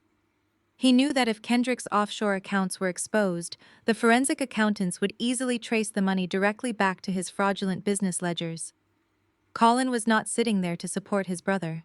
He was sitting there because he was absolutely terrified of going to federal prison. Next to Kendrick sat Silas. The aggressive, sleazy litigation attorney looked entirely out of his depth. Silas was used to bullying terrified spouses into quiet settlements. He was not used to sitting across a mahogany table from Maxine, a woman whose reputation for destroying opposing counsel was legendary in the Georgia legal circuit. Silas kept adjusting his tie and looking nervously at the massive, heavy cardboard boxes of discovery evidence that Maxine's paralegals were quietly stacking in the corner of the room. I took my seat next to Maxine, keeping my posture perfectly straight, my hands resting calmly on the table.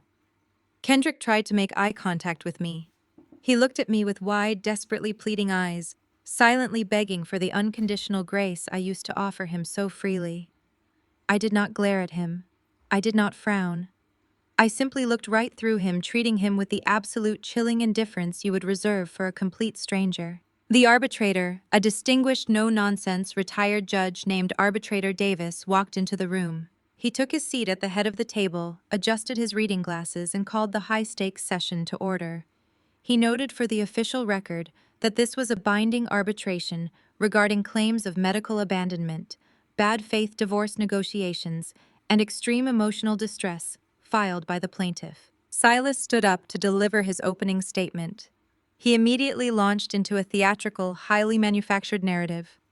He paced back and forth, gesturing dramatically toward his client. "Your Honor," Silas began, his voice dripping with fake outrage. "We are here today because of a profound malicious betrayal of the marital duty of care. My client is a vulnerable, severely ill man who relies on specialized medical treatments to survive. The defendant, a highly paid corporate executive, maliciously hid her intention to terminate his life-saving medical proxy until the very second the divorce was finalized. She used his declining health as a weapon of sheer vengeance, simply because the marriage came to an unfortunate end. She abandoned a sick man, leaving him to drown in out-of-pocket medical debt purely to satisfy her bruised ego." Vivian let out a soft, dramatic sniffle from the gallery, perfectly timed to add emotional weight to the lawyer's ridiculous speech. Kendrick kept his head bowed, rubbing his swollen knuckles, playing the role of the tragic, helpless victim to absolute perfection. Silas demanded that the arbitrator issue an immediate injunction forcing me to pay Kendrick's mounting $30,000 medical debt. He demanded I reinstate the executive healthcare proxy. He painted me as a cold, calculating monster who cared more about my corporate title than human life. I sat perfectly still, my expression neutral. I did not interrupt. I let Silas build his entire legal foundation on the lie of Kendrick's vulnerability. When Silas finally finished his bloated speech and sat down sweating and looking rather pleased with himself, Arbitrator Davis turned his attention to our side of the table. Maxine stood up. She did not pace. She did not raise her voice. She simply buttoned her suit jacket, picked up a single slender red folder, and looked directly at Silas with a gaze so sharp it could cut glass. "Your Honor," Maxine said smoothly, her voice commanding the absolute attention of every single person in the room. Opposing counsel has just presented a deeply moving, tragic story about a vulnerable sick man who was supposedly ambushed by a cruel executive. It is a beautiful piece of fiction. But we are not here to discuss fiction. We are here to discuss a highly coordinated, multi-tiered campaign of international wire fraud, grand larceny, and the systematic theft of my client's corporate earnings. The air in the room vanished. Silas froze, his smug expression instantly melting into sheer confusion. Vivian stopped twisting her ring. Colin's knee stopped bouncing. Kendrick's head snapped up. His eyes widened in absolute paralyzing horror. He realized in that exact fraction of a second that Chloe had not just left him. She had surrendered the secret. Maxine opened the red folder and slid a copy of a bank statement across the long oak table, pushing it directly in front of the arbitrator. The plaintiff claims he was blindsided by the termination of his medical benefits at 9:15 on Monday morning. Maxine continued, her voice echoing with lethal precision. But my client has the forensic accounting records to prove that at 9:16 on that exact same morning, the plaintiff was busy transferring $40,000 of stolen marital assets into a hidden offshore account registered in the Cayman Islands, an account he opened 14 months before he ever filed for divorce. Arbitrator. Davis picked up the document, his brow furrowing deeply as he read the highlighted international routing numbers. He looked over the rim of his glasses, his expression shifting from neutral observation to profound professional disgust. Maxine did not stop. She signaled her paralegal, who handed her a second folder. "Furthermore, Your Honor," Maxine stated, dropping the second folder onto the table with a heavy thud. "The plaintiff is suing my client for $30,000 in medical debt. We find this demand highly entertaining, considering the plaintiff drained $80,000 from a joint emergency medical savings account to purchase a luxury sports utility vehicle for his 22-year-old mistress. A mistress, I might add, who is currently cooperating fully with our legal team to avoid federal prosecution for money laundering." Kendrick let out a strangled, breathless gasp. He clutched his chest, his swollen hands shaking violently. He looked back at Colin, desperate for help, but Colin was completely paralyzed, staring at the floor, realizing that his own fraudulent business records were likely sitting in the very next folder Maxine planned to open. Silas jumped to his feet, his face flushed red, completely blindsided by his own client's criminal actions. "Your Honor, I object. This is a medical abandonment hearing. These financial allegations have nothing to do with my client's immediate healthcare crisis." Arbitrator Davis slammed his hand down on the table, silencing the sleazy lawyer instantly. "Sit down, Counselor." Arbitrator Davis barked, his voice echoing fiercely through the glass-enclosed room. "If your client has been hiding marital assets in offshore accounts and funneling emergency medical funds into luxury vehicles, it has absolutely everything to do with this hearing." Maxine turned slightly, looking directly at Kendrick. The predator had successfully cornered the prey, and there was absolutely nowhere left for him to run. Silas stood frozen at the edge of the heavy oak table. His face was flushed, his chest heaving under his cheap suit as he frantically tried to salvage his crumbling case. He knew the financial fraud allegations were a death sentence for his medical abandonment claim, but he was a man who billed by the hour. He was determined to squeeze out one last desperate performance. "Your Honor," Silas stammered, raising his hands in a placating gesture, "I concede that my client made some highly questionable financial decisions, but we must separate his financial mismanagement from the core issue of human decency and medical necessity. My client is suffering from a debilitating, life-threatening autoimmune disease. The defendant makes a high six-figure salary. She controls the operational budget of an entire hospital network. She canceled his life-saving medical proxy out of pure vindictiveness. She knew he could not afford the out-of-pocket costs. She essentially let a sick man suffer to punish him for the failure of their marriage. That is the very definition of bad faith and emotional abuse." Silas looked around the room, desperately hoping his plea for sympathy would land. He pointed a trembling finger at me. She sat in her pristine corner office and watched a man she spent 8 years with lose his access to vital medicine. Silas continued, his voice rising in a manufactured crescendo of moral outrage. She had the power to save him with a single phone call, and she chose cruelty. Arbitrator Davis did not look moved. He looked profoundly annoyed. He steepled his fingers, resting his chin on his hands, and turned his gaze to my attorney. Maxine did not look angry. She looked incredibly bored. She slowly stood up, smoothing the front of her tailored charcoal blazer. She did not raise her voice. She did not match the hysterical, emotional pitch that Silas was so desperately trying to force into the room. She operated purely on the cold, hard, undisputed facts. "Your Honor," Maxine said, her voice smooth and level. Opposing counsel is attempting to paint my client as a cruel, calculating executive who maliciously abandoned a helpless man. He wants to argue that my client intentionally left the plaintiff to suffer because he could not afford his medical care. But that argument relies on a completely fabricated timeline. Maxine reached into her litigation briefcase. She did not pull out a massive, heavy stack of financial ledgers this time. She pulled out a single crisp white sheet of paper. She slid copies to Silas to Kendrick, and finally placed the original directly in front of arbitrator Davis. I sat back in my leather chair watching Kendrick's eyes dart down to the paper. His hands were shaking so violently that he had to press them flat against his thighs to hide the tremors. This is the exact minute-by-minute timeline of events that occurred on the morning the divorce was finalized, Maxine stated, pointing to the document. Opposing counsel claims his client was left medically vulnerable and completely destitute by my client's actions. Let us review the actual reality of that morning. Maxine clasped her hands behind her back and began to walk methodically through the undeniable proof of Kendrick's absolute greed. At exactly 9 o'clock in the morning, the plaintiff sat in his attorney's office and eagerly signed the final divorce decree. Maxine said, her voice ringing with razor-sharp clarity. At that precise second, the marriage was legally dissolved. My client was instantly absolved of any and all legal, financial, and medical obligations toward the plaintiff. She owed him nothing. Silas opened his mouth to object, but Maxine swiftly cut him off without even looking in his direction. At 9:15 in the morning, exactly 15 minutes after legally terminating his marriage, the plaintiff logged into a secure mobile banking application from his cell phone. Maxine continued.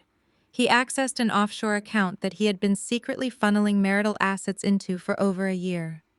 And at that exact moment, he executed a massive, untraceable wire transfer. Vivian let out a sharp, audible gasp from the gallery. She leaned forward, gripping the back of her son's leather chair. Colin looked like he was going to be physically sick, staring at the floor as if he wished it would open up and swallow him whole. Kendrick transferred exactly $40,000 in liquid cash to a private checking account registered exclusively in the name of his 22-year-old mistress, Chloe. Maxine announced to the room. He did this while standing on the sidewalk outside the lawyer's office. Arbitrator Davis looked up from the timeline document, his eyes locking onto Kendrick with a look of absolute, piercing disbelief. Maxine took a deliberate step forward, leaning slightly over the mahogany table to deliver the fatal blow to their entire fabricated lawsuit. The plaintiff is sitting in this room today, demanding $30,000 from my client to cover his outstanding medical debts, Maxine said, her voice turning to pure ice. He claims he was a helpless victim who could not afford his proprietary treatments. Yet the financial records prove that 15 minutes after his divorce, he had immediate, unrestricted access to $40,000 in stolen cash. Kendrick closed his eyes, his head dropping forward, as the inescapable weight of his own profound stupidity crashed down on top of him. The out-of-pocket cost for his life, saving medical infusion, was $15,000, Maxine stated, dropping the final crushing calculation onto the table. He had more than enough money to walk into that clinic and pay for his own treatment in full. But he did not use that money to secure his health. He deliberately chose to wire $40,000 to his mistress to fund her luxurious lifestyle. Maxine turned to face Silas, staring down the sleazy lawyer who had dared to call me cruel. My client did not abandon him, Counselor, Maxine said with absolute finality. My client simply stopped paying for a man who actively chose to fund his infidelity over his own survival. He had the money to save his own life. He just decided that keeping his young girlfriend happy was a much higher priority than paying his medical bills. He abandoned his own medical care. My client is not responsible for the consequences of his profound arrogance. The silence in the glass-enclosed arbitration room was deafening. You could hear the faint hum of the city traffic 40 floors below us, but inside the room the air was completely dead. Kendrick could not look at the arbitrator. He could not look at his lawyer. And he absolutely could not look at me. He was totally exposed. The entire narrative he had built to make himself the tragic victim had been meticulously, surgically destroyed. He had tried to weaponize my corporate success and my black womanhood, trying to shame me for establishing a boundary. But the timeline proved that I was not the villain in his story. I was just the bank he could no longer rob. Vivian sat back in her chair, her hands trembling in her lap. She stared at the back of her son's head, the realization slowly washing over her features. She had marched into my corporate lobby, screamed in my face, and accused me of trying to murder her child. She had blindly believed his lies about being left destitute and helpless. Now she was staring at the undeniable documented proof that her son had stolen marital funds and handed them to a girl who was barely out of college, all while his own health was rapidly failing. Colin abruptly pushed his chair back, the legs scraping loudly against the floor. He stood up, his face pale and slick with sweat. He did not say a word to Kendrick. He did not offer any support. He just turned around and practically ran out of the arbitration room, desperate to distance himself from the sinking ship before the financial fraud investigators turned their full attention to his own failed business accounts. Silas slowly sank back into his chair. He rubbed his face with both hands, looking at the timeline document as if it had physically burned him. He knew it was over. He knew he could not argue against a time-stamped wire transfer executed 15 minutes after a divorce decree. He had walked into this room expecting to secure a lucrative settlement from a terrified corporate executive. Instead, he was sitting next to a man who had just handed an arbitrator documented proof of his own federal financial crimes. Arbitrator Davis took off his reading glasses and placed them carefully on top of the red folder. He looked directly at Kendrick. The look was not one of pity. It was a look of complete unfiltered judicial disgust. "Mr. Kendrick, arbitrator," Davis said, his voice low and dangerous. "You brought this woman into my arbitration room. You filed a lawsuit claiming severe emotional distress and medical abandonment.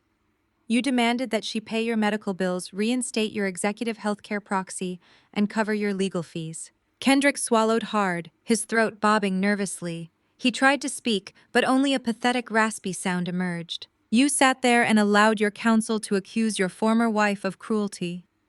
Arbitrator Davis continued, his tone sharp as a razor. "All while knowing you had illegally wired $40,000 in stolen marital assets to a third party just minutes after your divorce was finalized. You had the financial means to cover your own medical care. You simply preferred to spend stolen money elsewhere and then use the legal system to extort your former spouse to cover your deficits." Arbitrator Davis picked up his pen, clicking it once. The sound echoed like a gunshot in the quiet room. "I have heard absolutely enough," Arbitrator Davis announced. "I am fully prepared to issue my ruling." "Excuse me, Your Honor," I said, my voice cutting through the heavy, suffocating silence of the glass-enclosed room. "Before you issue your final determination, I request permission to submit one final piece of evidence directly to the record." Arbitrator Davis looked at me. He saw a woman who had sat perfectly still while being subjected to the most vile, fabricated character assassination imaginable. He slowly lowered his pen and gave me a single respectful nod. "You have the floor, Director," Arbitrator Davis said smoothly. I stood up from my leather chair. I did not rush. I picked up my cell phone from the mahogany table and unlocked the screen. I looked across the table at Kendrick. He was shrinking into his seat, his shoulders hunched forward, his swollen hands gripping the armrests as if bracing for a physical impact. He knew what was coming. He knew that the girl he had bought and paid for with my hard-earned money had completely folded under the pressure of federal scrutiny. I pressed play on the audio file, turned the volume up to maximum, and set the phone back down on the polished wood. The frantic, terrified, breathless voice of 22-year-old Chloe echoed loudly across the sterile arbitration room. "Zora, please do not hang up. Please listen to me. It is Chloe." Vivian flinched in the gallery as if she had been slapped across the face. She stared at the small black device on the table, her eyes wide with mounting horror. "I just got the papers from your lawyer," Chloe's weeping voice continued, filling every single corner of the room. "Zora, I swear to God I did not know where the money was coming from. Kendrick told me it was his bonus. He told me he was a partner at his real estate firm and that the money was completely clean. He made me sign those offshore account papers. He said it was just a tax strategy for our future. I did not know he was stealing from your corporate accounts. You have to believe me." Kendrick closed his eyes tight. A single tear of pure, unadulterated humiliation rolled down his ashen cheek. He was completely trapped in a nightmare of his own creation, forced to listen to his prized possession throw him directly to the wolves. Hi is going crazy. Zora, the voicemail played on, relentless and devastating. He is so sick and he is so angry all the time. He keeps screaming at me because his credit cards are declining. He told his lawyer Silas to drag this out and ruin your reputation, but I do not want any part of this anymore. I am 22 years old. I cannot go to federal prison for him. I will give the car back. I will sign whatever documents your lawyer wants. I will testify against him in arbitration. Just please tell your attorney to drop my name from the fraud investigation. I am leaving him tonight. I am packing my bags right now. Please, Zora. I am begging you. The audio file ended with a sharp click. The silence that followed was so profound, so absolute, it felt like all the oxygen had been instantly sucked out of the room. I looked at Silas. The aggressive, sleazy litigation attorney was not looking at me. He was not looking at the arbitrator. He was staring blindly at his own legal notepad, his face a pale, sickly shade of gray. He slowly reached over and silently clicked his briefcase shut. He knew his entire career was currently hanging by a very fragile thread for presenting a fraudulent lawsuit based on perjured testimony. He was already calculating his own legal defense. "Your Honor," I said, keeping my posture perfectly straight, my tone devoid of any gloating or hysteria. The plaintiff did not just drain our joint savings to buy a luxury sports utility vehicle. He did not just funnel $40,000 into a Cayman Islands account on the morning of our divorce. The sheer scope of his financial deception went much further. I signaled to Maxine. My brilliant attorney reached into her heavy litigation bag and pulled out one final devastating file. She walked around the table and handed the original documents directly to Arbitrator Davis. When my forensic accountants traced the origin of the offshore funds, they discovered an anomaly in my personal investment portfolio. I explained, walking the room through his absolute treachery. The plaintiff was not generating enough legitimate income to support his mistress's lifestyle and fund the offshore accounts simultaneously. So 2 months before filing for divorce, he attempted to secure a massive unsecured line of credit by leveraging my personal corporate stock options. Arbitrator Davis adjusted his reading glasses, scanning the documents Maxine had just provided. His jaw tightened visibly as he read the highlighted sections. He forged my signature on 3 separate financial disclosure forms, I stated, dropping the hammer with surgical precision. He used his status as my husband to bypass the standard security verification checks at my brokerage firm. He deliberately committed wire fraud, identity theft, and corporate embezzlement, all while I was spending my evenings fighting with hospital administrators to keep his proprietary medical infusions fully funded. Vivian let out a broken, miserable sob. The proud, arrogant woman who had marched into my corporate lobby and accused me of trying to murder her son was now openly weeping into her hands. She finally understood that her son was not a victim. He was a predator. He was a manipulative, reckless thief who had exploited a devoted black woman until there was nothing left to take, and then tried to destroy her reputation to cover his tracks. Arbitrator Davis took off his reading glasses and placed them carefully on top of the forged financial documents. He looked at Silas, who was actively shrinking into his leather chair. Then he turned his full, terrifying judicial focus directly onto Kendrick. "Mr. Kendrick, Arbitrator Davis," said his voice rumbling with deep, unfiltered disgust. "In my 40 years of practicing law, I have seen bitter divorces, I have seen angry spouses, I have seen greed. But I have rarely witnessed such a profound, calculated, and entirely malicious abuse of the legal system." Kendrick could not lift his head. He stared at his swollen, aching hands, completely paralyzed by the catastrophic reality of his situation. "You sat in this room and allowed your counsel to accuse this woman of medical abandonment." Arbitrator Davis continued, his tone cutting through the air like a whip. "You attempted to use your very real illness as a shield to extort a woman who spent 8 years financing your survival. You committed forgery. You hid assets. You executed international wire fraud.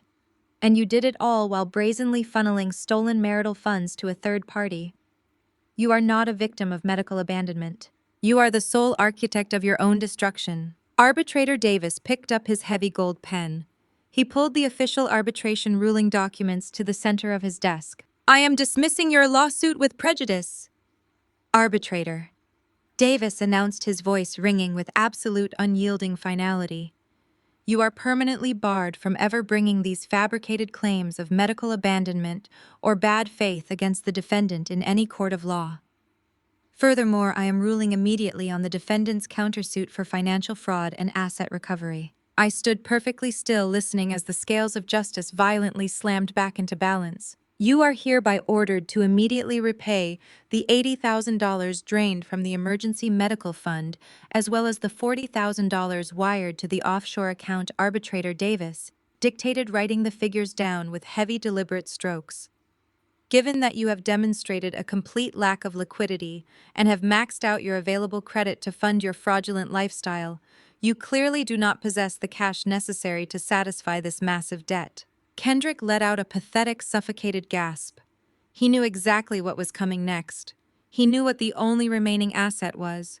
Therefore, to satisfy the financial restitution owed to the defendant for your proven fraud, Arbitrator Davis declared, I am ordering the immediate forfeiture and transfer of the primary marital asset.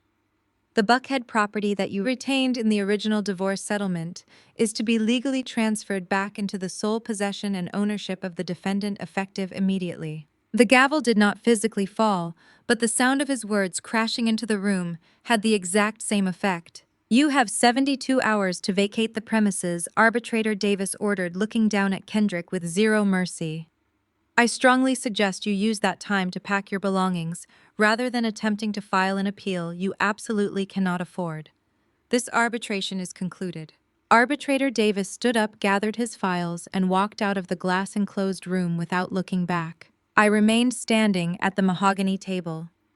Maxine calmly packed her litigation briefcase, snapping the heavy gold clasps shut with a deeply satisfying click. Silas did not even bother to consult with his client. The sleazy lawyer simply grabbed his jacket and practically ran out the door, desperate to escape the impending federal fallout. Kendrick sat completely immobilized in his chair. He had walked into this building expecting to secure a lucrative financial settlement and a mandated return to my premium healthcare policy. He was walking out with absolutely nothing. He had no cash. He had no luxury car. He had no young mistress waiting for him. And now he did not even have a house to sleep in. He was a sick, broke, completely uninsurable man, facing a mountain of out-of-pocket medical debt and a looming federal investigation. Vivian slowly stood up from the gallery chair.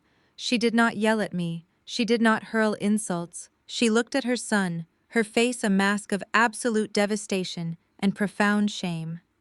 She turned and walked out of the room in total silence, unable to even look me in the eye. I picked up my leather briefcase and pushed my chair in. I looked at Kendrick one last time. He was trembling, completely broken by the weight of his own profound arrogance. I did not offer him a final cutting remark. He was no longer worth my words. I simply turned my back, smoothed my tailored red suit, and walked out of the room, leaving him sitting entirely alone in the wreckage of his own making. I walked out of that glass building and into the warm Atlanta afternoon, breathing in the cleanest air I had tasted in 8 years. I did not look back. I did not need to. The wheels of absolute natural justice were already turning, and they did not require my supervision to crush the people who had tried to bury me. The arbitrator had given Kendrick exactly 72 hours to vacate my property, but Chloe did not even give him 72 minutes.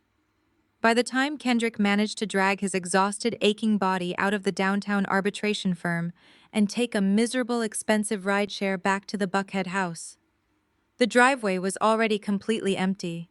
The gleaming white luxury sports utility vehicle was gone. When he unlocked the front door and walked heavily up the stairs, he found the master closet stripped bare. Chloe had packed every single designer bag, every pair of expensive shoes, and every piece of fine jewelry he had bought her using my stolen money. She did not leave a heartfelt note on the kitchen counter.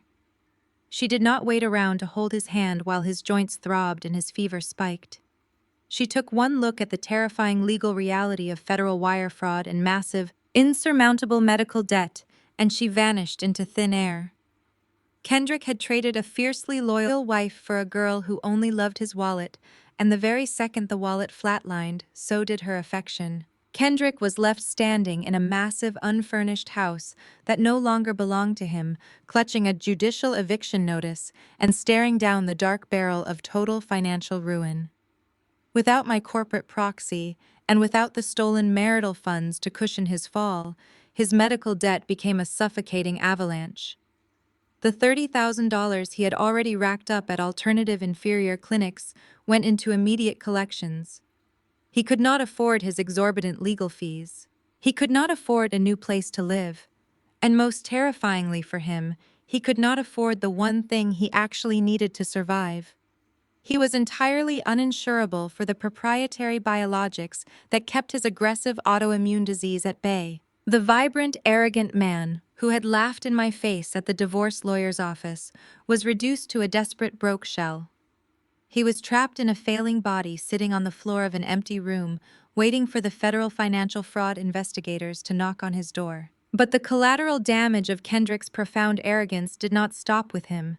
It spread like a highly contagious virus, infecting everyone who had actively enabled his toxic behavior. Colin, the arrogant white stepbrother, who loved to lecture me about feminine submission, discovered very quickly that the Atlanta business community does not forgive sloppy, fraudulent thieves. The seasoned venture capitalists, who had been sitting at my table during the networking gala, did not keep my revelations quiet. The news of Colin's secretly bailed out startup combined with the newly public arbitration records detailing the offshore accounts spread through the technology networking circles like a wildfire. Investors pulled their financial backing overnight.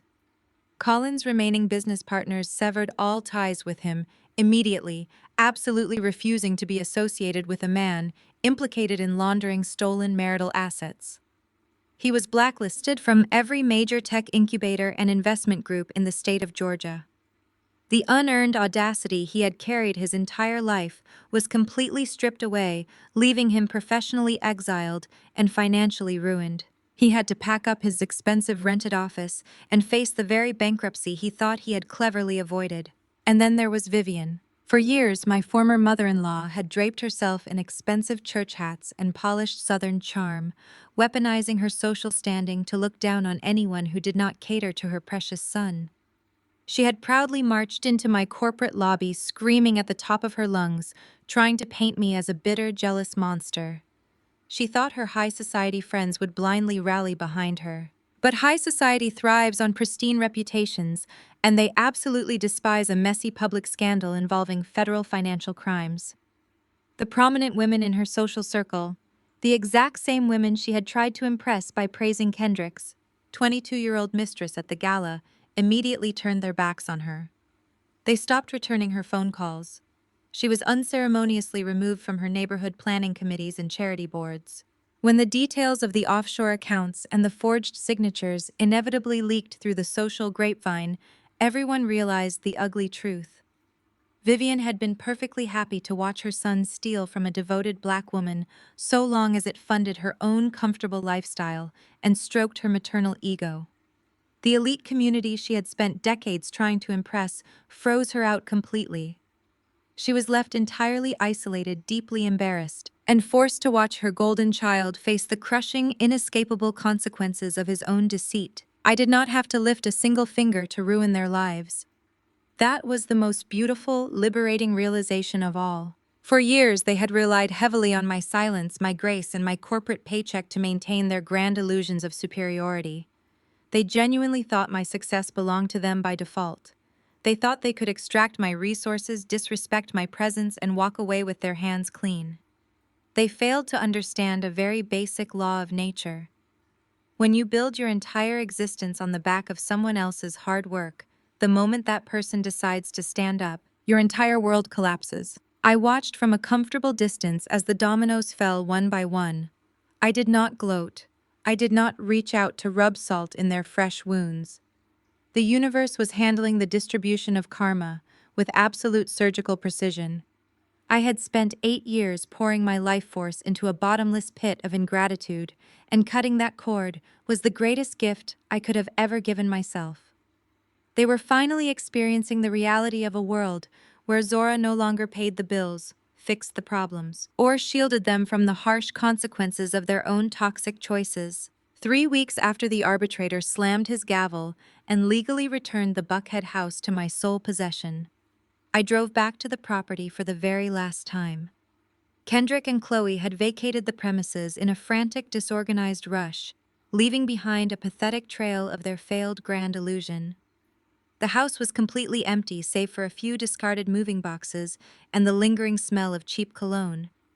I stood in the massive master bathroom, running my hand along the beautiful, pristine marble countertops that Chloe had so desperately wanted to tear out and replace with trendy matte black tile. I did not feel a single ounce of attachment to the structure. A house is only a home when it is filled with mutual respect, and this space had been nothing but a monument to ungratefulness. I hired a premier luxury staging company the very next morning. They filled the empty rooms with elegant, sophisticated furniture that brought the property back to its original glory. I listed the house on a bright Thursday afternoon, and by the end of the weekend, I had sparked a massive aggressive bidding war among Atlanta's elite real estate buyers. I ended up selling the property for $200,000 over the original asking price. The financial transaction was beautifully, cleanly sterile. I sat in a quiet office and signed the final closing documents using the exact same heavy brass pen I had used to sign my divorce papers, bringing the entire chaotic chapter of my life to a perfectly symmetrical and highly profitable close. I did not need the profits from that sale to sustain my lifestyle. My corporate salary and executive bonuses more than secured my financial independence. So I took the entirety of that massive financial windfall and poured it directly into a project that actually mattered. I partnered with a dedicated coalition of brilliant Black female physicians in the greater Atlanta area to establish a comprehensive, fully funded healthcare initiative. We built a program specifically designed to provide preventative care, specialized diagnostics, and access to expensive biologic treatments for underprivileged women of color. The women in our communities continually carry the heaviest burdens. We are so often expected to be the unwavering backbone for everyone else. Yet we routinely receive the absolute least amount of medical advocacy and systemic protection when our own bodies begin to fail. I took the stolen money Kendrick had tried to use to fund his infidelity, and I transformed it into a permanent life-saving endowment for women who actually deserve the fierce protection I had once wasted on him. Signing the authorization checks for that initiative was the most profoundly healing moment of my entire professional career. A full year has passed since that unforgettable showdown in the glass-enclosed arbitration room. I am currently standing in the expansive living area of my downtown penthouse.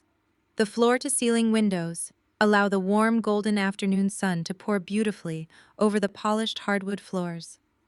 My space is filled with vibrant green plants, bold abstract art, and the profound, uninterrupted silence of absolute peace.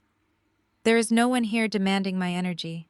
There is no one here manipulating my loyalty or testing my sanity. There is only me thriving in a serene sanctuary built entirely by my own two hands and my own unyielding ambition. People in my professional network often ask me how I managed to orchestrate such a devastating, flawless revenge against the family that tried to completely ruin my reputation. I always look them in the eye and give them the exact same honest answer. I did not seek revenge. Revenge requires you to actively expend your own precious energy trying to inflict pain on someone else. Revenge keeps you emotionally tethered to the very people who hurt you, chaining your future to their past.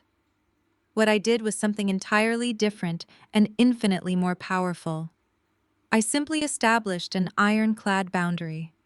I removed my corporate protection, I removed my financial subsidies, and I removed my silent complicity.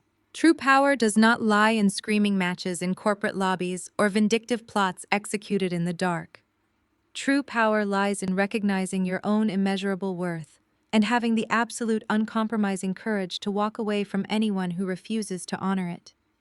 Toxic people, entitled partners, and enabling family members rely heavily on your grace to survive the fallout of their own bad decisions. They intentionally weaponize your empathy, hoping you will continually absorb the shockwaves of their reckless behavior so they never have to face the music. But the very second you decide to stand firm and let the chips fall where they naturally belong, their entire illusion shatters. You do not have to destroy them. You just have to stop saving them. When you step out of the way and refuse to be their collateral damage, they will inevitably drown in the deep, turbulent waters of their own profound arrogance. Today, I am the Senior Director of Operations for a newly expanded, highly successful medical network. I am a fierce, unrelenting advocate for my community. But most importantly, I am a proud Black woman who learned the hard way that her loyalty is a luxury, not a biological mandate. If you are listening to this, and you have ever found yourself setting yourself on fire just to keep an ungrateful person warm, let my story be your sign to finally drop the matches. You cannot heal someone who is firmly committed to breaking you. Take your energy, take your immense resources, and take your beautiful life back. Let them face the cold, harsh reality of a world where you no longer exist to fix their mistakes. The profound peace you will find on the other side of that boundary is worth more than any house, any corporate title, and any marriage. Walk in your absolute power, protect your peace fiercely, and never let anyone convince you that you are required to finance your own disrespect. The most profound lesson I learned from walking through the fire of betrayal is that your ultimate worth is never determined by someone else's inability to recognize it. We are frequently taught that loyalty requires setting ourselves on fire just to keep toxic family members warm, sacrificing our precious peace to maintain a perfect, flawless illusion. But true power does not lie in seeking petty revenge or begging for basic respect from individuals firmly committed to misunderstanding you. True power means acknowledging your own immeasurable value and having the absolute uncompromising courage to walk away. When you refuse to finance your own disrespect and establish ironclad boundaries, you force entitled people to drown in the natural consequences of their own reckless choices. You quickly realize that blood simply makes you related, but consistent love, mutual respect, and genuine support are what actually define a real family. Deep healing begins the exact second you stop expecting fresh water from an empty well and start pouring that beautiful energy directly back into your own thriving life. Please share your own journey of setting fierce boundaries in the comments below and hit that subscribe button to join our community of unstoppable women today.